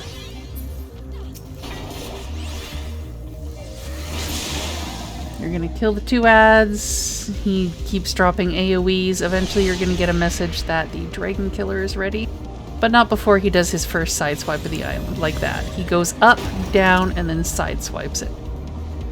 So if the generator is up, then the island takes less damage. If the island takes too much damage, you die.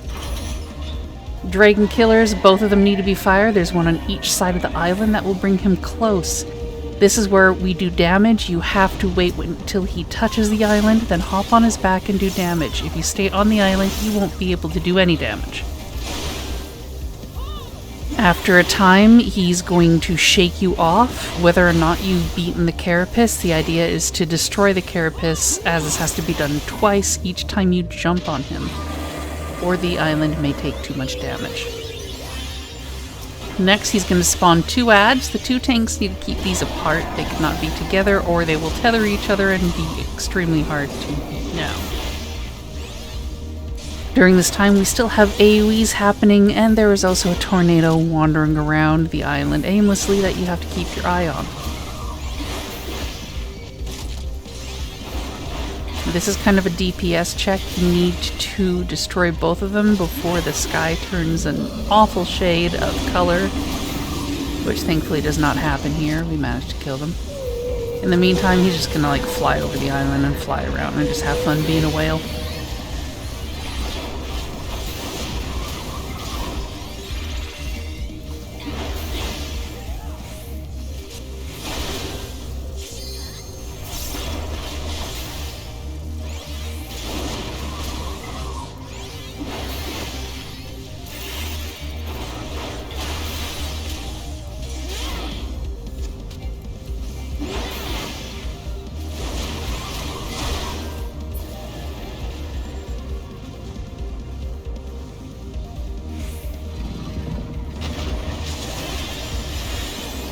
This is where you will no longer be able to shield the island as he destroys it.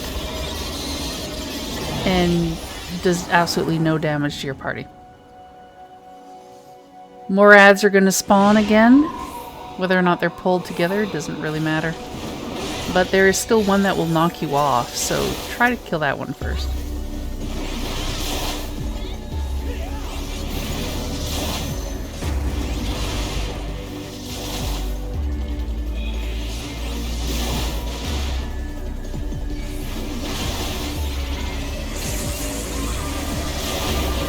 Eventually enough precipitation will happen in the clouds that he's going to spawn bubbles. Make sure to kill the bubbles. When you kill the bubbles, stay near the center but do not get too close to each other. If you get too close to each other, like you stack together, you guys are going to take increased damage because the damage is in the area. He's going to do that once or twice, and then the dragon killers will be ready to finally run at the chitin. By this time you should have at least 1 or 2 bars of your limit up. Make sure to use that if you are melee DPS once he's crashed into the island. If you don't kill the chitin okay, now it's the corona this time, you will have to do another run of this, which is going to make things very narrow for escaping and defeating this thing alive. But all should come good, and he should go down pretty easily.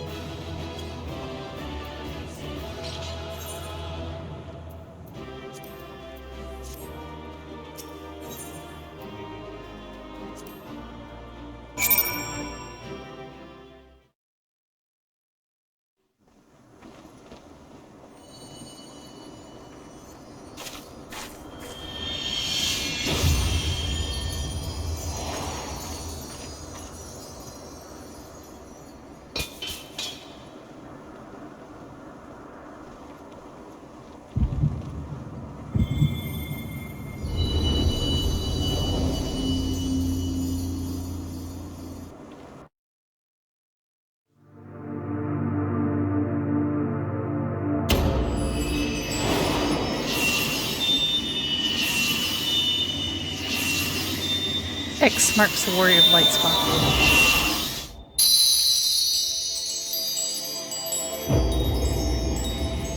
Warrior light, beloved Eidolon, all made. Darkness, like to none known. Hark, receive a blessing small.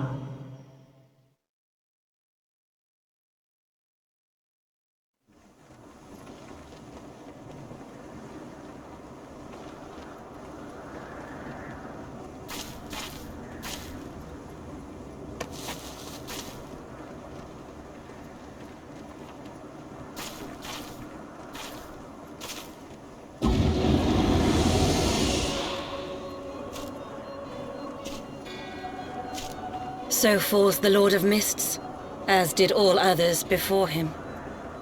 How many times does this make, Warrior of Light? Ah, how much you have grown, far beyond the limits of mere mortals. She has what we seek?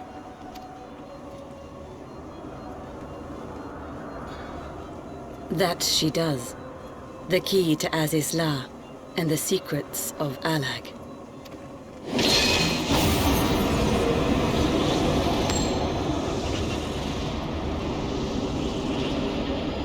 I see you have regained the blessing of light, albeit at a fraction of its former strength.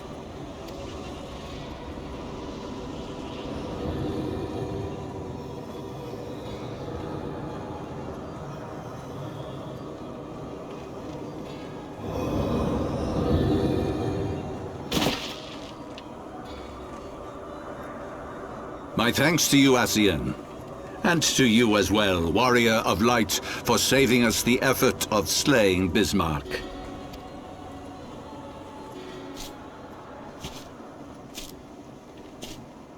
Now that the key is within our grasp, the path to the heavens shall at last be laid bare.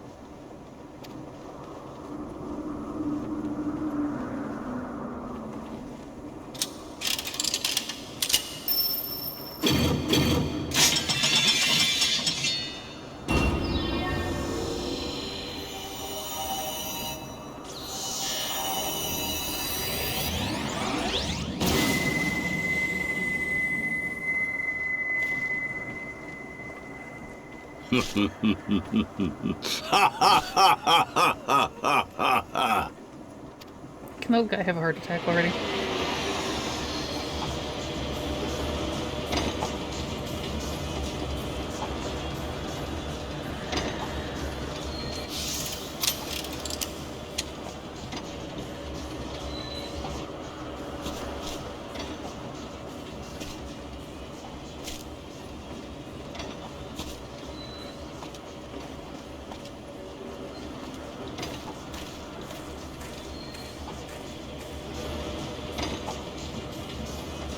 By our deeds shall the wrongs of antiquity be righted, and man reclaim the reins of history.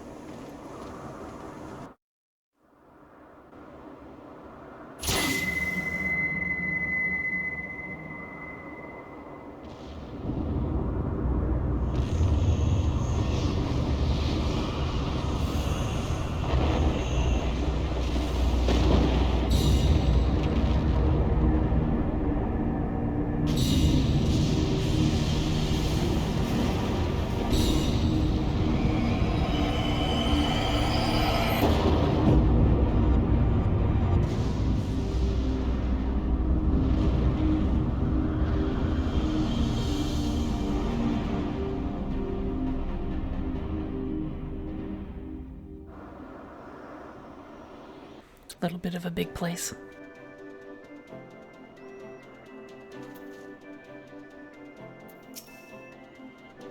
Forgive me, Amber. Had I known what was happening, mayhap I could have done something to stop them.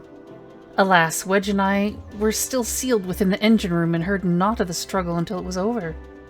And now, for all our efforts, the Archbishop holds the very thing we sought to keep from him. But all is not lost, for we yet live, and we know their destination. Let us give chase and bring an end to their machinations. A difference of opinion. Alphonse seems determined to put all thoughts of failure aside and turn his mind to the struggles ahead. Though we fail to secure the key, we must not forget that we succeeded in ridding the realm of another primal and prevented the Vanu Vanu's lands from being consumed in so doing. The Zundu, at least, shall be glad of our deeds this day. Let us go and inform Chief Sonu of our victory. Sid and the others will need a moment to tend to the Enterprise, besides.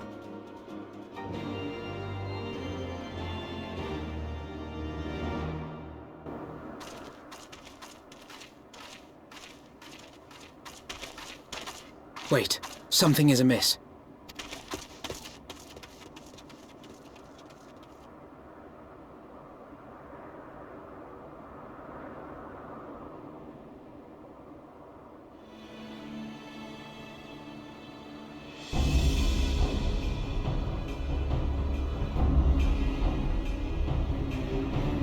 Imperial troops. And they have already secured the area.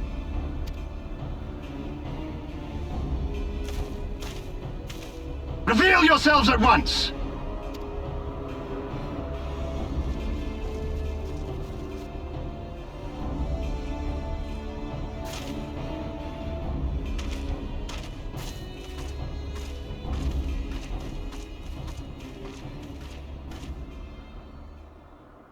And there I was, expecting more beastmen. Who are you? I thought Ishgardians responsible for the disappearance of our scouts, but I see now that I was mistaken.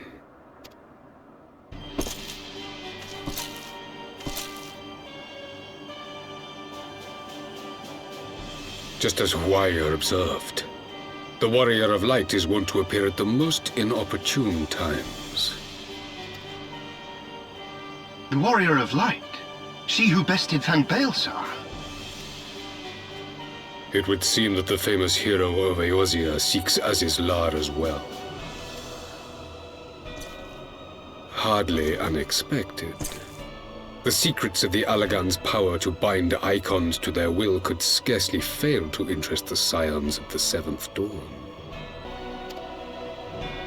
You know as well as we what will ensue should these insatiable creatures be allowed to roam free. That their very existence threatens the life of this star. We but disagree on the solution to the problem. Genocide has ever been the Empire's favored recourse. And that is why we will continue to oppose your every attempt to claim Eorzea. You do not hesitate to speak your mind, even when your every word could be your last. Alas, your sentiments betray the narrowness of your view. The fate of Eorzea and its inhabitants is of little concern next to the fate of the world. 'Tis my solemn charge as Emperor to bring the icons to heel. If this requires the extermination of certain elements, then so be it.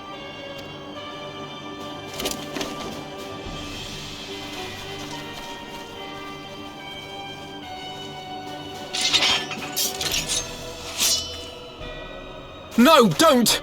They are not his thralls!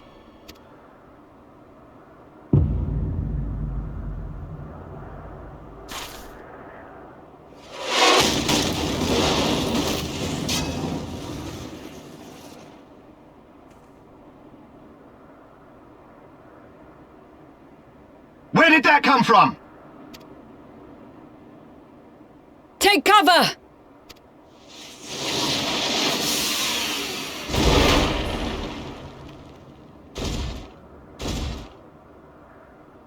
Your Radiance, we must withdraw.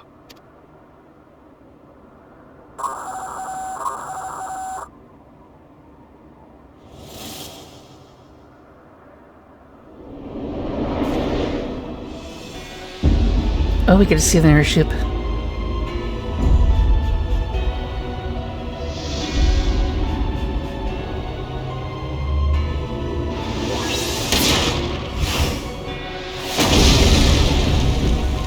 We shall meet again, Warrior of Light. On that you have my word.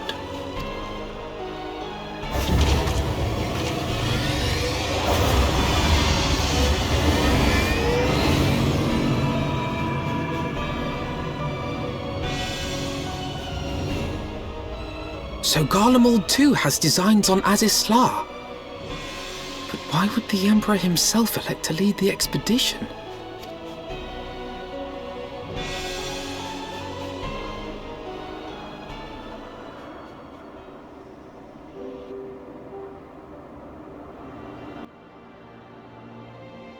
Because screw everyone, Kapow, I guess.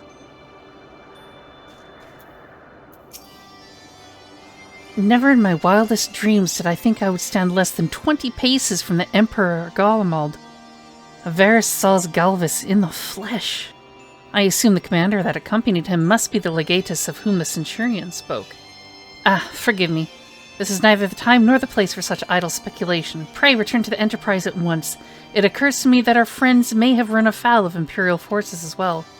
I have yet to apprise Chief Sonu of all that occurred, but once I have, we will rejoin you at the airship. Sid.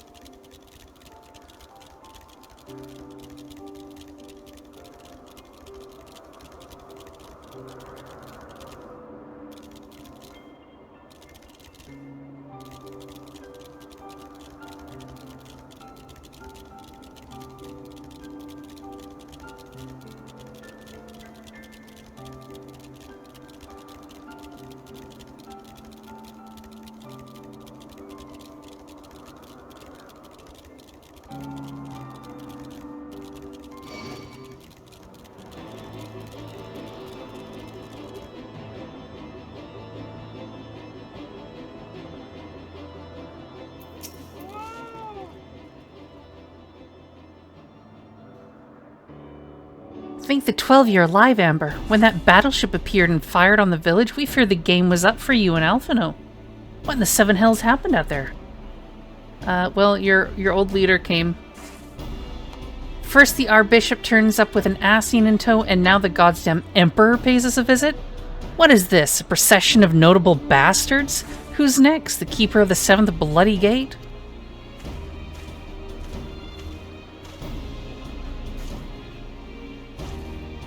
No one so notable, Master Garland. I am happy to report that the Zundu were overjoyed to learn of Bismarck's demise. Chief Sonu sends his warmest regards, Amber. There was much talk of westerly winds.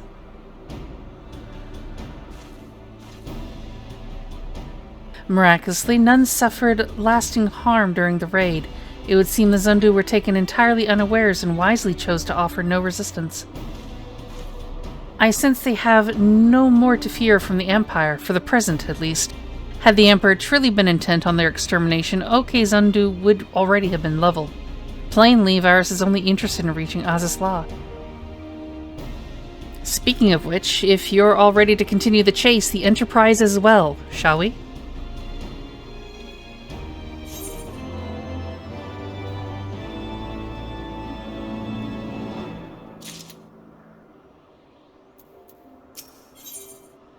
One good turn. Judging from Sid's expression, he has news which he believes will please you.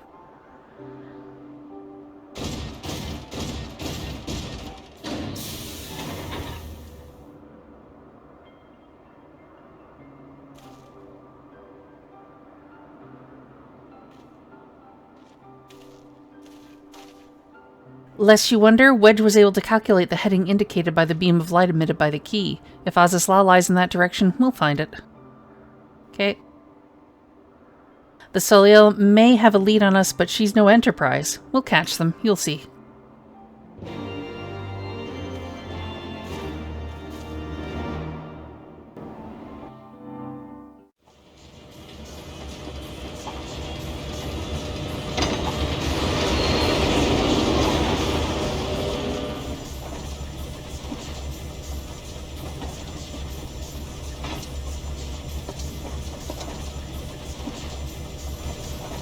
I did not think that I would ever have occasion to pilot a suit of Magitech armor again, least of all under these circumstances.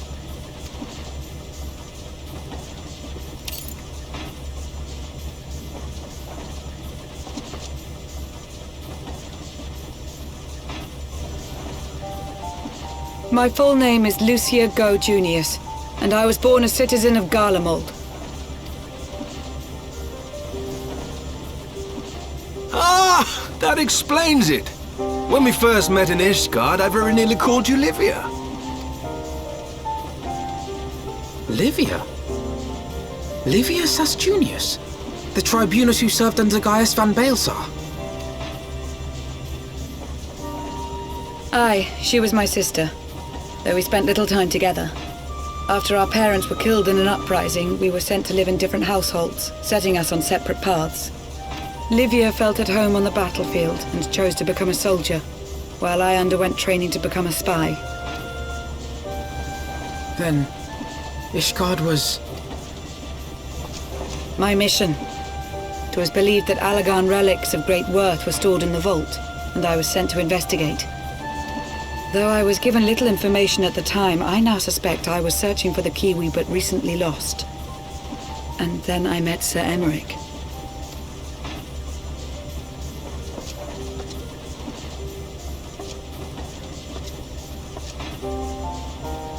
'Twas his usefulness to my mission which prompted me to approach him, but I soon found myself drawn to him for other reasons. He too was a prisoner of his past, judged for his heritage as a bastard son of the Archbishop. Yet unlike my sister and I, he did not curse his fate. He simply rose above it. In time, I came to realize that I had found a man worth following, and a new home besides. And when I subsequently confessed all to Sir Aymeric, he was good enough to accept me into his service. I do not question your loyalty to Sir Aymeric. 'Tis your loyalty to your sister which concerns me. I have long been of the opinion that those who dwell in the past risk losing sight of their future. My sister fought for her convictions and for those she held dear. So do I.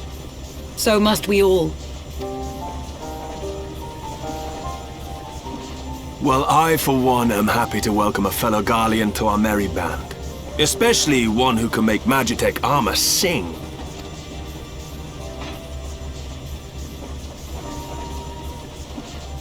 Chief, we should be getting close. Once we break through those clouds, we'll be right where the light was pointing. Right where Azys Lla should be.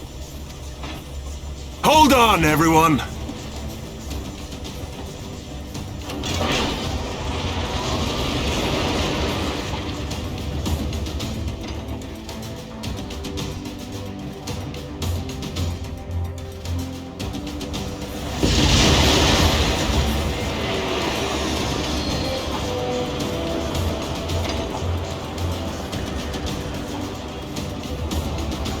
Look! I think that's it!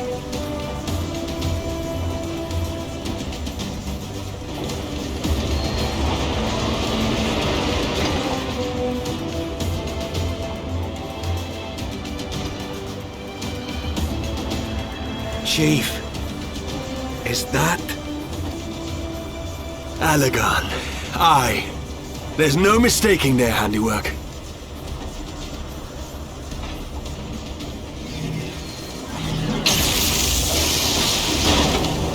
What was that?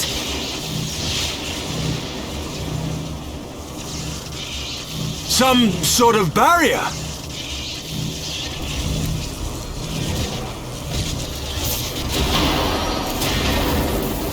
She won't hold, Chief!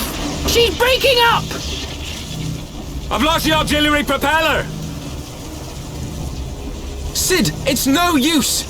We must return to Ishgard and find another way! God damn it all!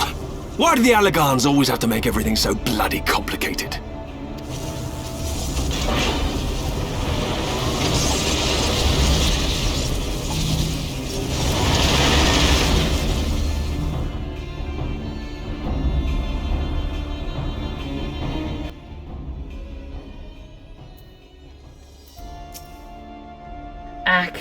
And we'd barely finished repairing the damage incurred during our sky fishing trip. On the other hand, any landing you can walk away from, as they say. I can only presume the Soliel passed through the barrier unscathed. That would certainly explain why the Vanu called it a key.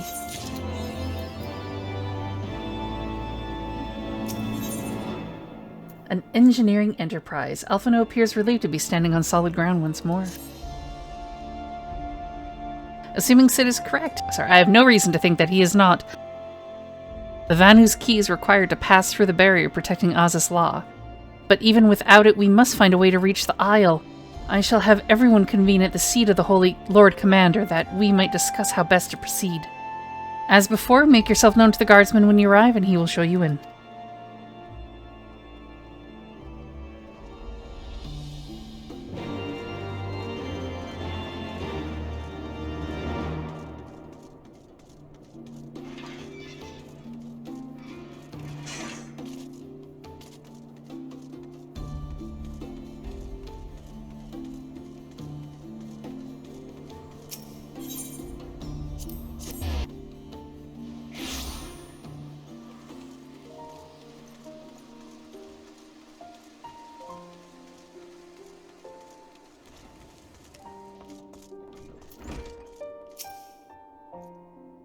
Ah, you are returned. Cermak and the others await you within. Okay. Sup, guys? We're screwed.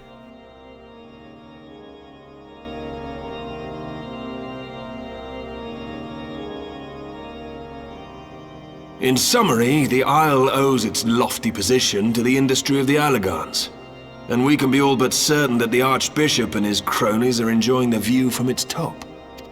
I see.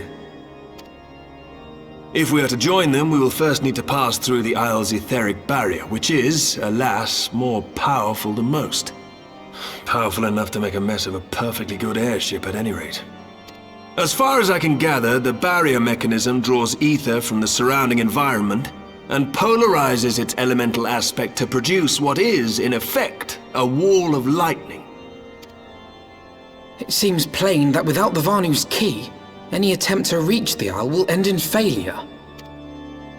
Alas, the key was careless enough to leave without us, and I don't think the Vanu keep a spare. Master Garland, based on your experience, is there no other way that we might breach the barrier? Well, in the past, we've beaten similar barriers by nullifying them with elemental converters. But the one we're up against this time dwarfs aught we've encountered before. The Enterprise simply isn't large enough to bear the requisite amount of crystals.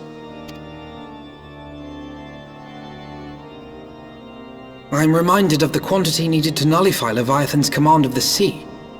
A veritable mountain of crystals that could only be borne by lashing 2 galleons together to form a twin vessel, scarcely able to propel itself, much less fly. That said, we're not without options. If it isn't feasible to nullify the barrier, we might try piercing it. How? We create a ram of condensed ether and mount it on my ship. There's just one problem. I don't have the faintest idea how to build one. It's going to take a true authority in the field, I reckon. Would that the Archons were still with us. But yesterday evening, I chanced to find Mistress Tataru in unusually high spirits. Assuming I understood her excited ramblings correctly, she has acquired a clue, pointing to the whereabouts of one such individual. An Archon? Truly? Ha! Fortune favors the righteous, eh? Well then, let's not waste any time. While you go and look for our missing friend, I'll work on modifying the Enterprise. Her hull will need reinforcing to bear the punishment, not to mention a mount for the ram. Just you wait, my pretty. By the time I'm finished, you'll be an airship reborn.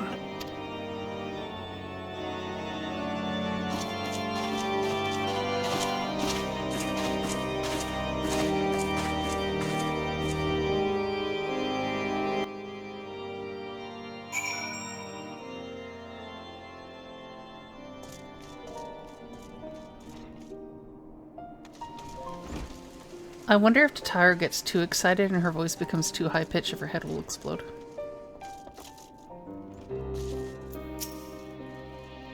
Welcome back, Amber. How goes the mission? Did you manage to catch up with the Archbishop and his cronies? Not really. So, you finally arrived at Azys Lla only to find your way barred by some sort of barrier? Typical. But it's not all bad news. I made progress in the search for our friends. Don't worry, Amber. We'll get to Azys Lla yet. Ethereal Trail. Tataru was eager to share her progress in the search for the missing Scions. When you fled the Victory Feast, you used the ancient watercourse beneath the city, right? Well, shortly after things went back to normal in Ulda, I asked Marshal Tarpon to have the tunnel searched.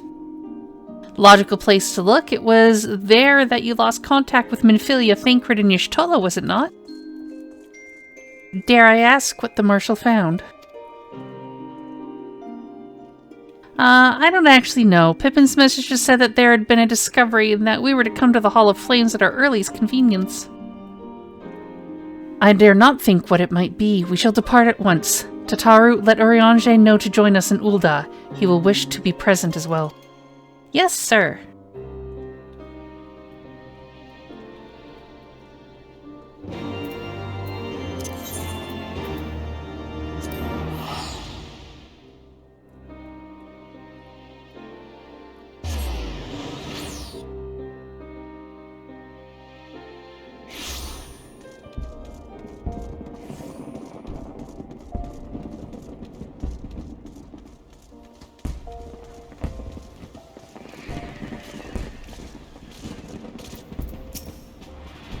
Pippin.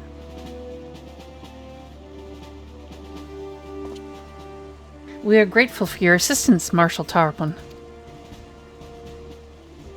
You saved her grace and father both. 'Tis the least I can do to repay you. Forgive me my impatience, Marshal, but your missive mentioned a discovery? Yes, of course. As per your request, I had my men scour the waterways. Almost immediately, we encountered a difficulty. An entire section of the tunnel had collapsed. With the Mineral Concern's cooperation, however, we were able to remove the rubble, which yielded the battered bodies of a dozen Crystal Braves. Go on. Be at ease, Master Alphino. Your friends were not among the deceased. That alone is cause for hope. And then there is this. Y'shtola's wand. I had assumed as much. If I may, Marshal?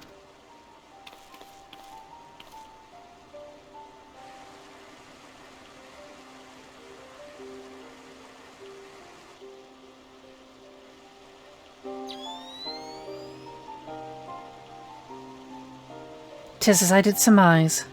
Judging by the etheric imprint that lingereth yet upon this wand, it hath assuredly been employed in the casting of a most uncommon magic. Namely, the very first that man did conceive to traverse great distance, and the ancient precursor to all methods of travel that utilize the life stream, flow. The spell entaileth the reduction of the corporeal form into its constituent ether, that the caster might enter the life stream and ride its currents thereby. Unlike the teleportation magics of modern times, it requireth not a lengthy incantation. That Y'shtola should choose to employ such a spell beseeketh the need for haste. All of which would suggest you managed to escape. Would that it were so simple. Know that the scholars of Sharlayan forbade the use of this spell, and with good reason. The caster hath but limited control over his course. For every mage who came safe unto his destination, another would be set adrift in the life stream, and never to emerge." What? No, you can't mean. Be not downcast, my friend, for there is yet hope. 'Tis like that Y'shtola's passage had left traces in the life stream. Could we but follow these from the point at which the magic was invoked, we may yet find her. To the Hilda excavation site, then. Our thanks for your aid, Marshal. Do not mention it. I shall pray for Lady Y'shtola's safe return.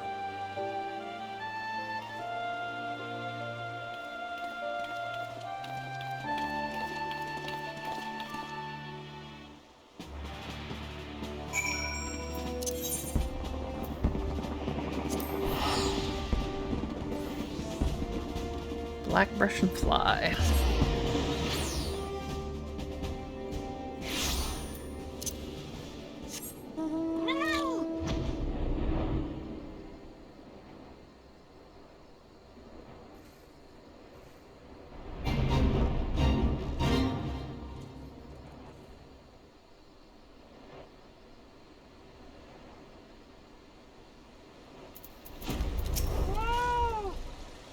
Evidence of Y'shtola's passage will have been made faint by time, but mayhap some few scant traces yet remain to guide our steps.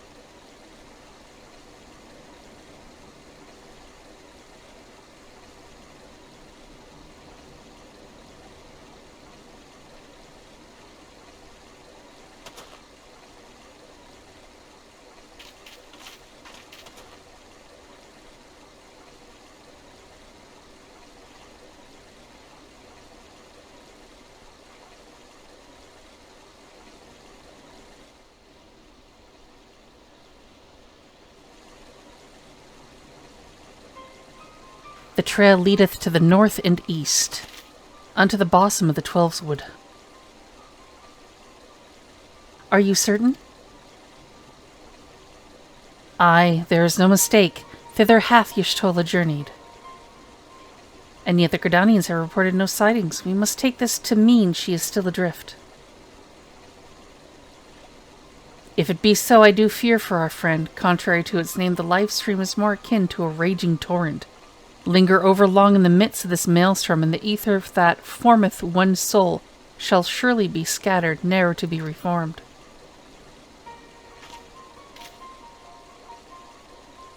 We have no time to waste. Urianger, pray explore all possible options for reversing the effects of this forbidden magic.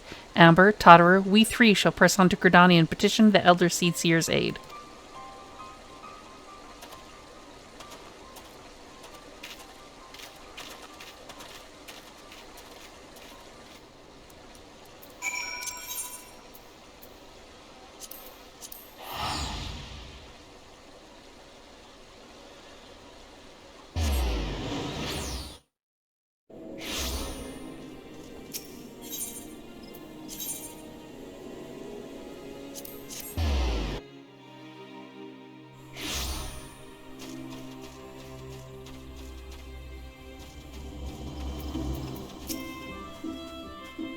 It is said that the elementals perceive the life stream. If, as we suspect, Y'shtola is still adrift in its midst, they may be able to find her.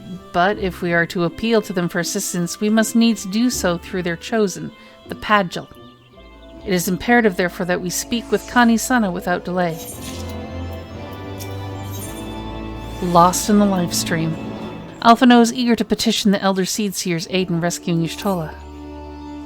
I have already requested an audience with the Elder Seedseer. She will receive us in the Lotus Stand presently. We need but speak with the conjurer yonder to be admitted. Let me in, let me in.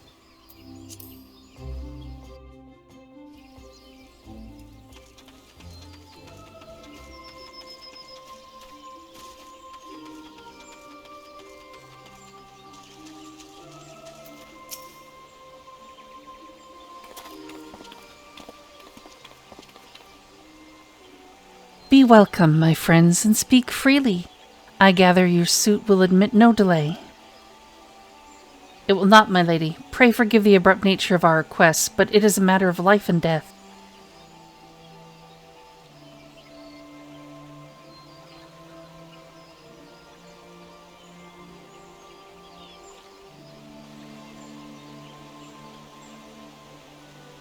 I see. As you say, we must needs act swiftly if we are to free Y'shtola from the ungentle pull of the life stream. And as you have surmised, we cannot do this unaided. However...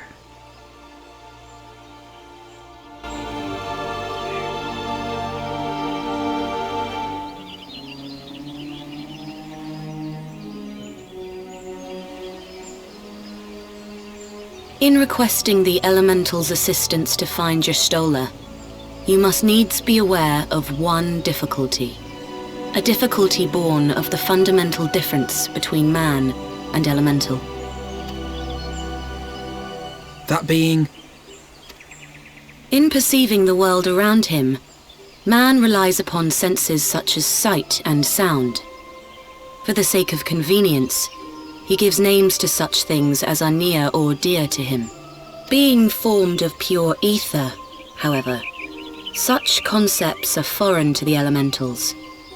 Instead, they perceive by observing the ebb and flow of the energies of life. So profound a division cannot be bridged with simple discourse. The elementals' voices stir not the air, and thus reach not our ears, while our words are but wind to them. Though we seers can commune with them through feelings, naught that we can impart will serve to aid them in identifying Y'shtola. Nay, they must needs be presented with ether which is akin to hers. If you could but find a family member. Oh! I know just the person! Y'shtola has a sister who came to live in Gridania. She told me about her once. Oh, that is most fortunate indeed. Pray, seek this sister out then, and bring her to Evershade. There, we shall petition the Great One's aid in finding your lost companion.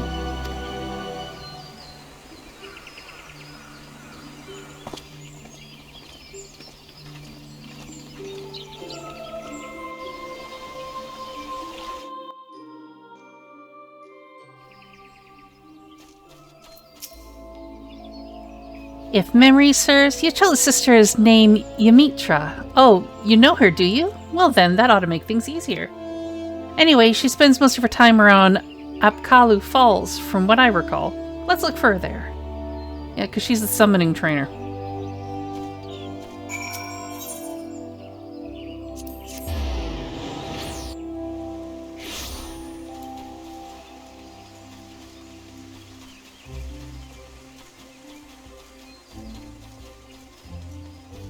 Having trained Summoner, may have done a few of her quests.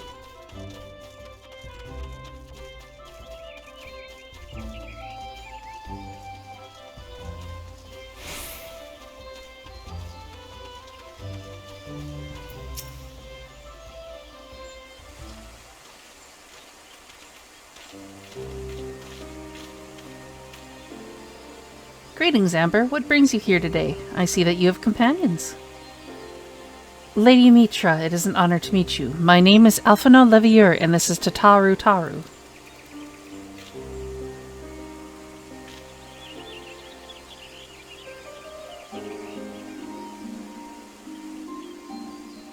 So you are my sister's comrades in the Science of the Seventh Dawn. When I heard that your people were being pursued, I desperately sought to reach Shtola, but all mine efforts were to no avail. Now I know why. A forbidden spell of all things, that she should be so reckless. But what's done is done. I thank you for bringing word to me. Needless to say, I should be glad to help.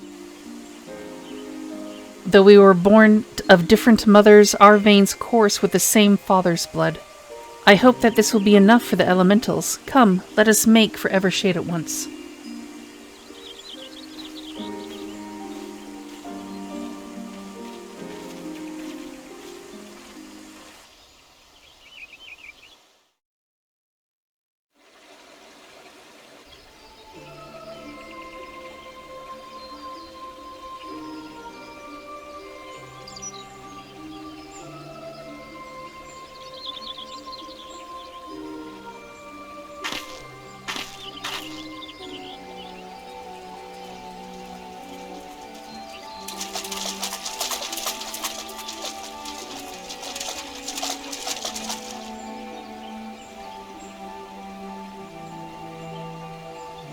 Let us begin. Raya O, Arun, if you would.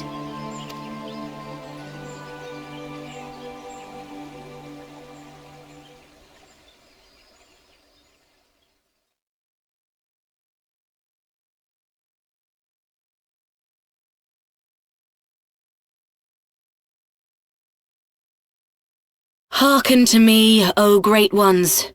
Pray give yourselves to the life stream, a drifting soul to find.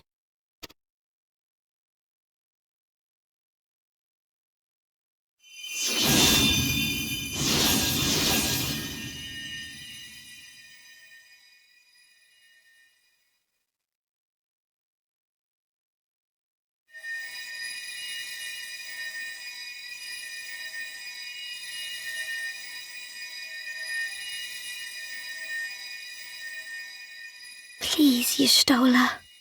Please come back to us.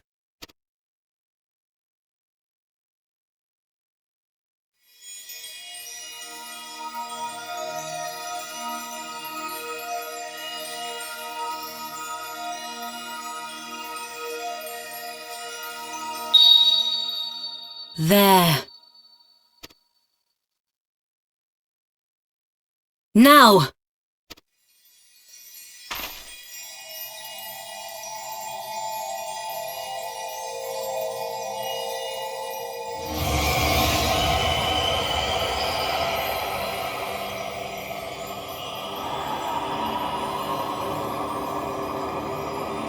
She doesn't have clothes on.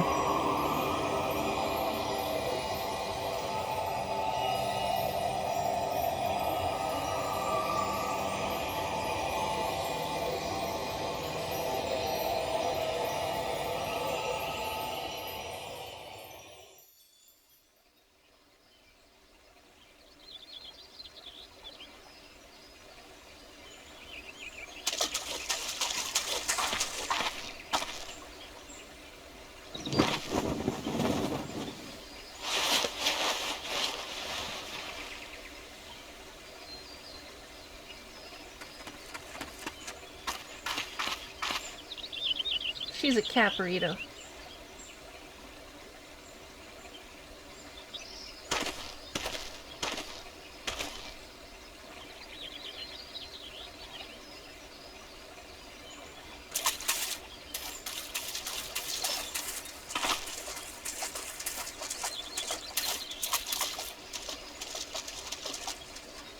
A room has been readied at the roost. Pray, bear her thither at once.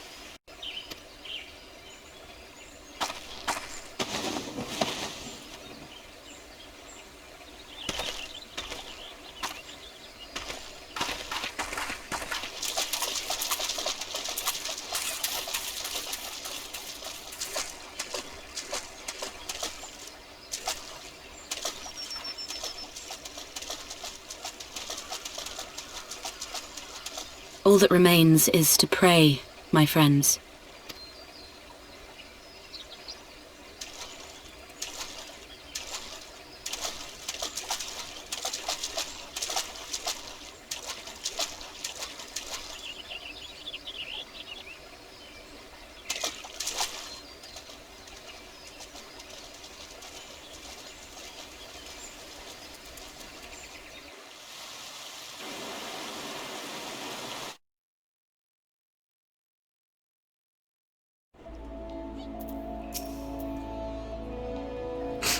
Oh, Azys Lla.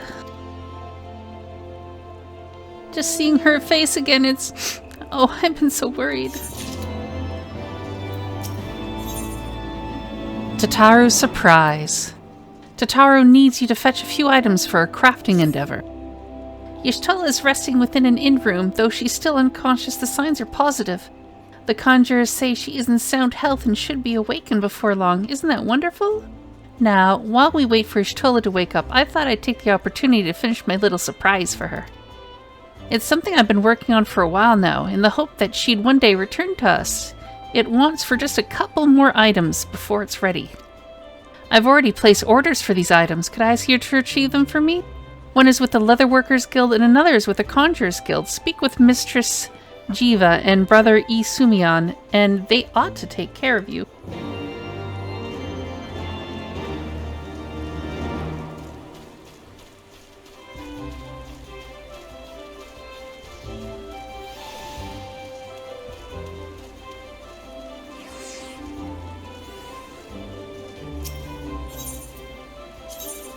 Oh, it's a Leatherworkers Guild.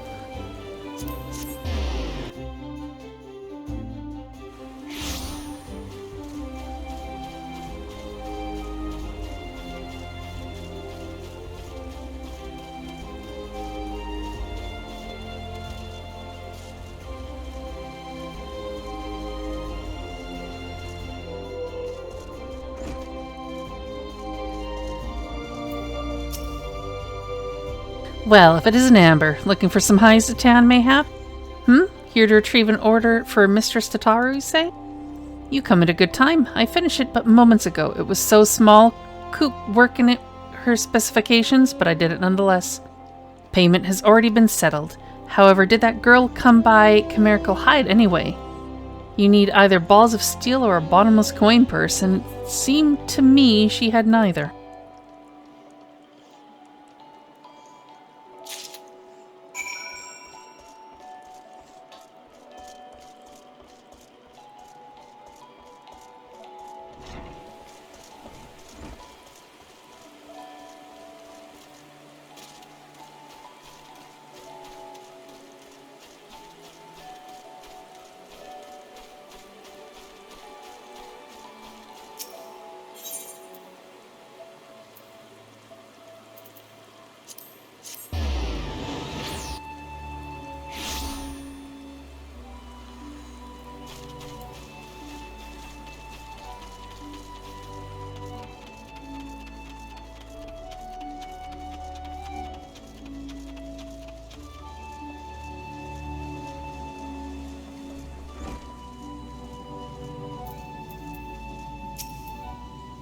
Greetings, Amber. I trust you have been well. Is there aught you require from me?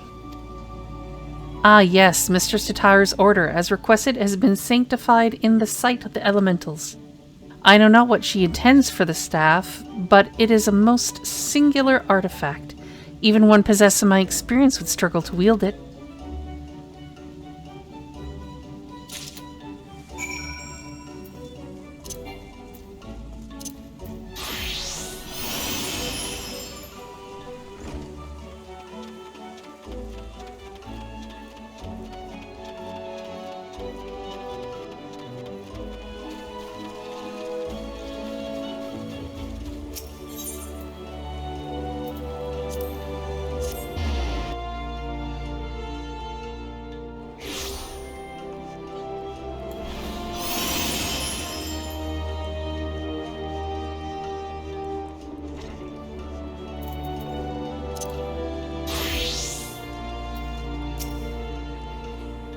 Ah, you're back. You have the items, I hope?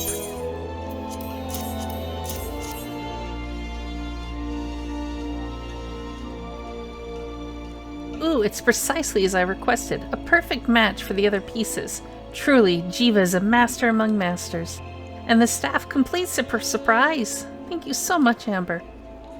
I can't wait to see what Y'shtola thinks of the surprise. Lest you wonder, she's doing very well and the conjurers have left her in her sister's care. Let's go and pay them a visit, shall we?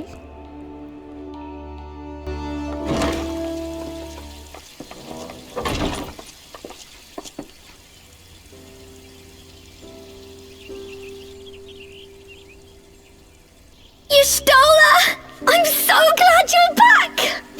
Tataru.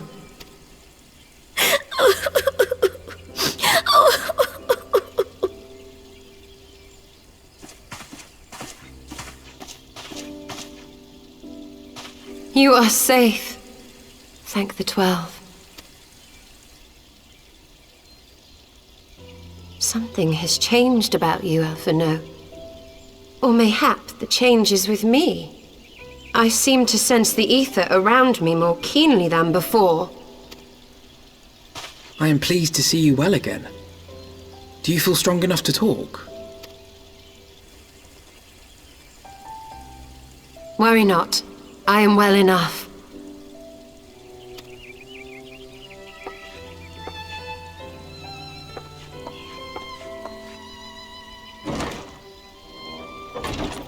Tell us then, what befell you after you fled the feast? We were told that there had been a tunnel collapse.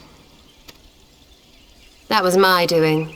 I brought the tunnel down that you and Minfidia might escape. At the last moment, I invoked a teleportation magic, in hopes of spiriting Thancred away at least. Needless to say, it did not go quite as planned, and I found myself adrift in the life stream. The others? Where are they? Did they not escape? They remain unaccounted for. You are the only one we have been able to find. I am truly sorry. It was the Crystal Braves who pursued you that day. My hubris that led to our undoing. No apologies are necessary, Alphino. You are not to blame for what occurred. Know that were our comrades here, they would commend you for keeping the light of hope alive. Don't worry. The others are alive and well, I'm sure of it. We just need to find them. Indeed, Tataru. Let us find our friends and rebuild the Scions. Ha! There is the Alphino I remember. And I feel much the better for his return. 'Tis time I arose.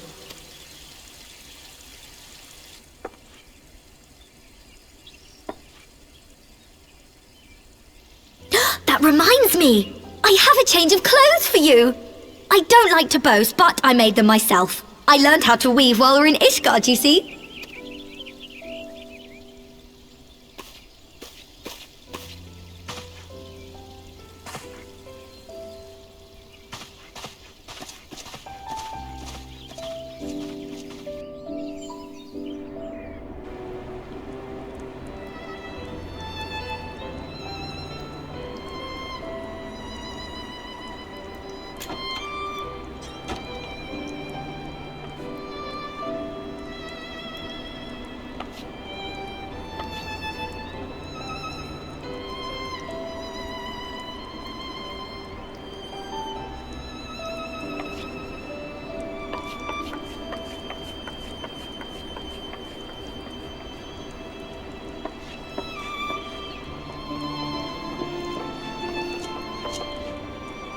Tataru has apprised me of all that took place in the aftermath of the assassination plot.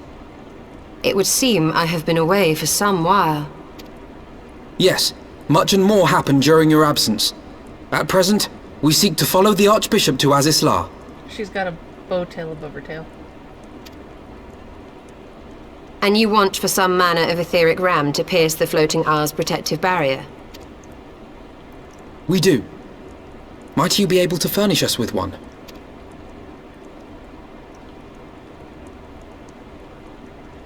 A means to prise open a hole in an Allagan barrier. And one large enough to admit an airship, no less. Nay, I lack the knowledge to devise such a weapon.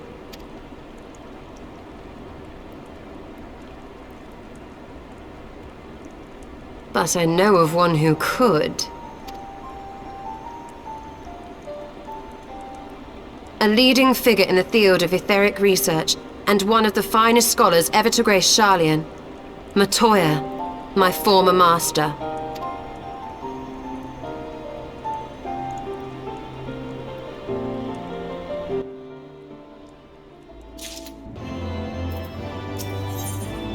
Onward to Sharlayan.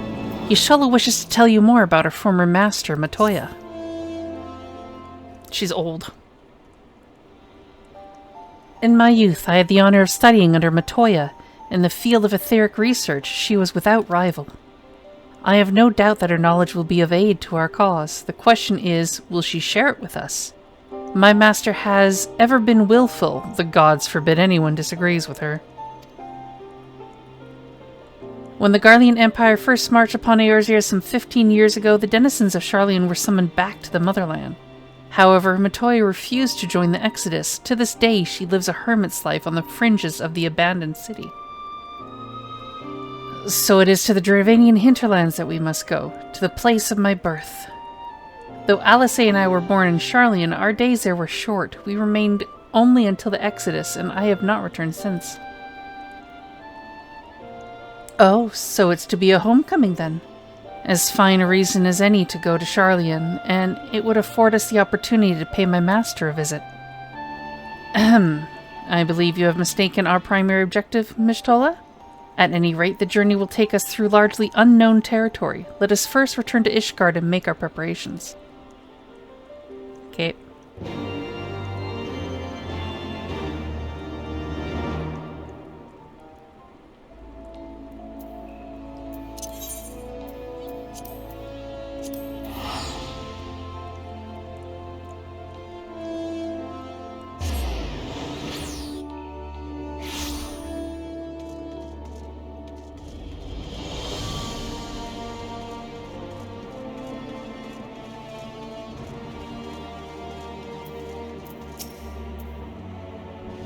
Sharlayan is situated in the Dravanian hinterlands. To get there, we must strike west and traverse the breadth of the Dravanian forelands. Make no mistake, it will be a grueling journey. The party shall be comprised of Amber, Y'shtola, and myself. Tataru, pray remain in Ishgard and continue the search for our missing friends. Yes, sir. First, let us make for Tailfeather.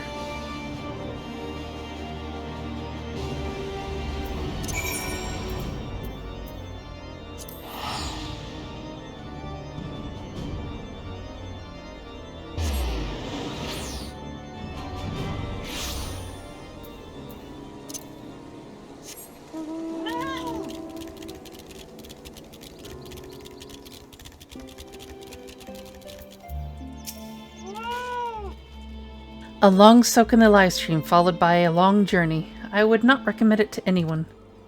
But rest assured my strength is returning to me. I shall be back to my former self ere long. A great new nation. Y'shtola is ready to press on westward to the Dravanian hinterlands. I believe I am sufficiently rested. Let us continue west to Sharlayan. Once we descend the mountain path, we will arrive at the Dravanian hinterlands. From there, it is but a short distance to the city. Be warned that we shall be passing through Nath territory. We must needs be wary of them and the dragons both.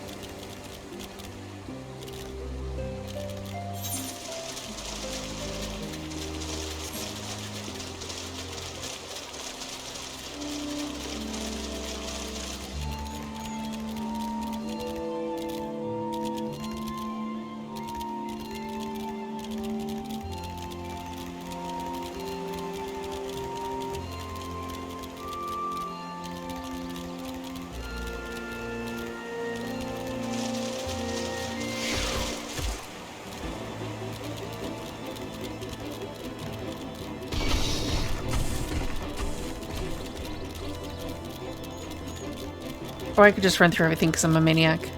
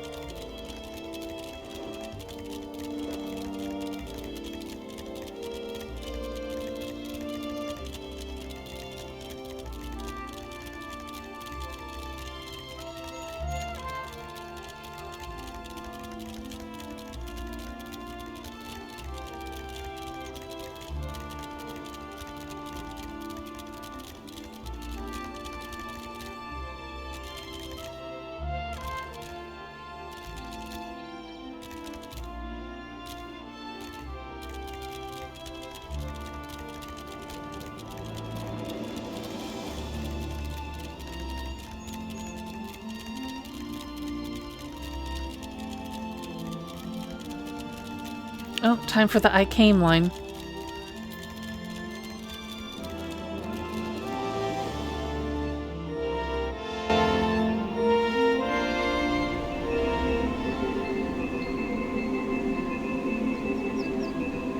To the Thalaic River, where to the melted snows of Abelathia's spine eventually find their way by means of 1,000 silver streams.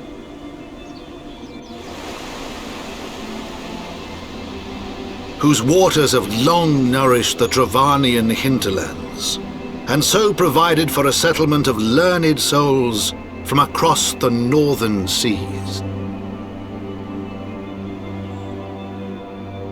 To the city of Sharlayan, that great seat of knowledge now abandoned by her keepers, they came.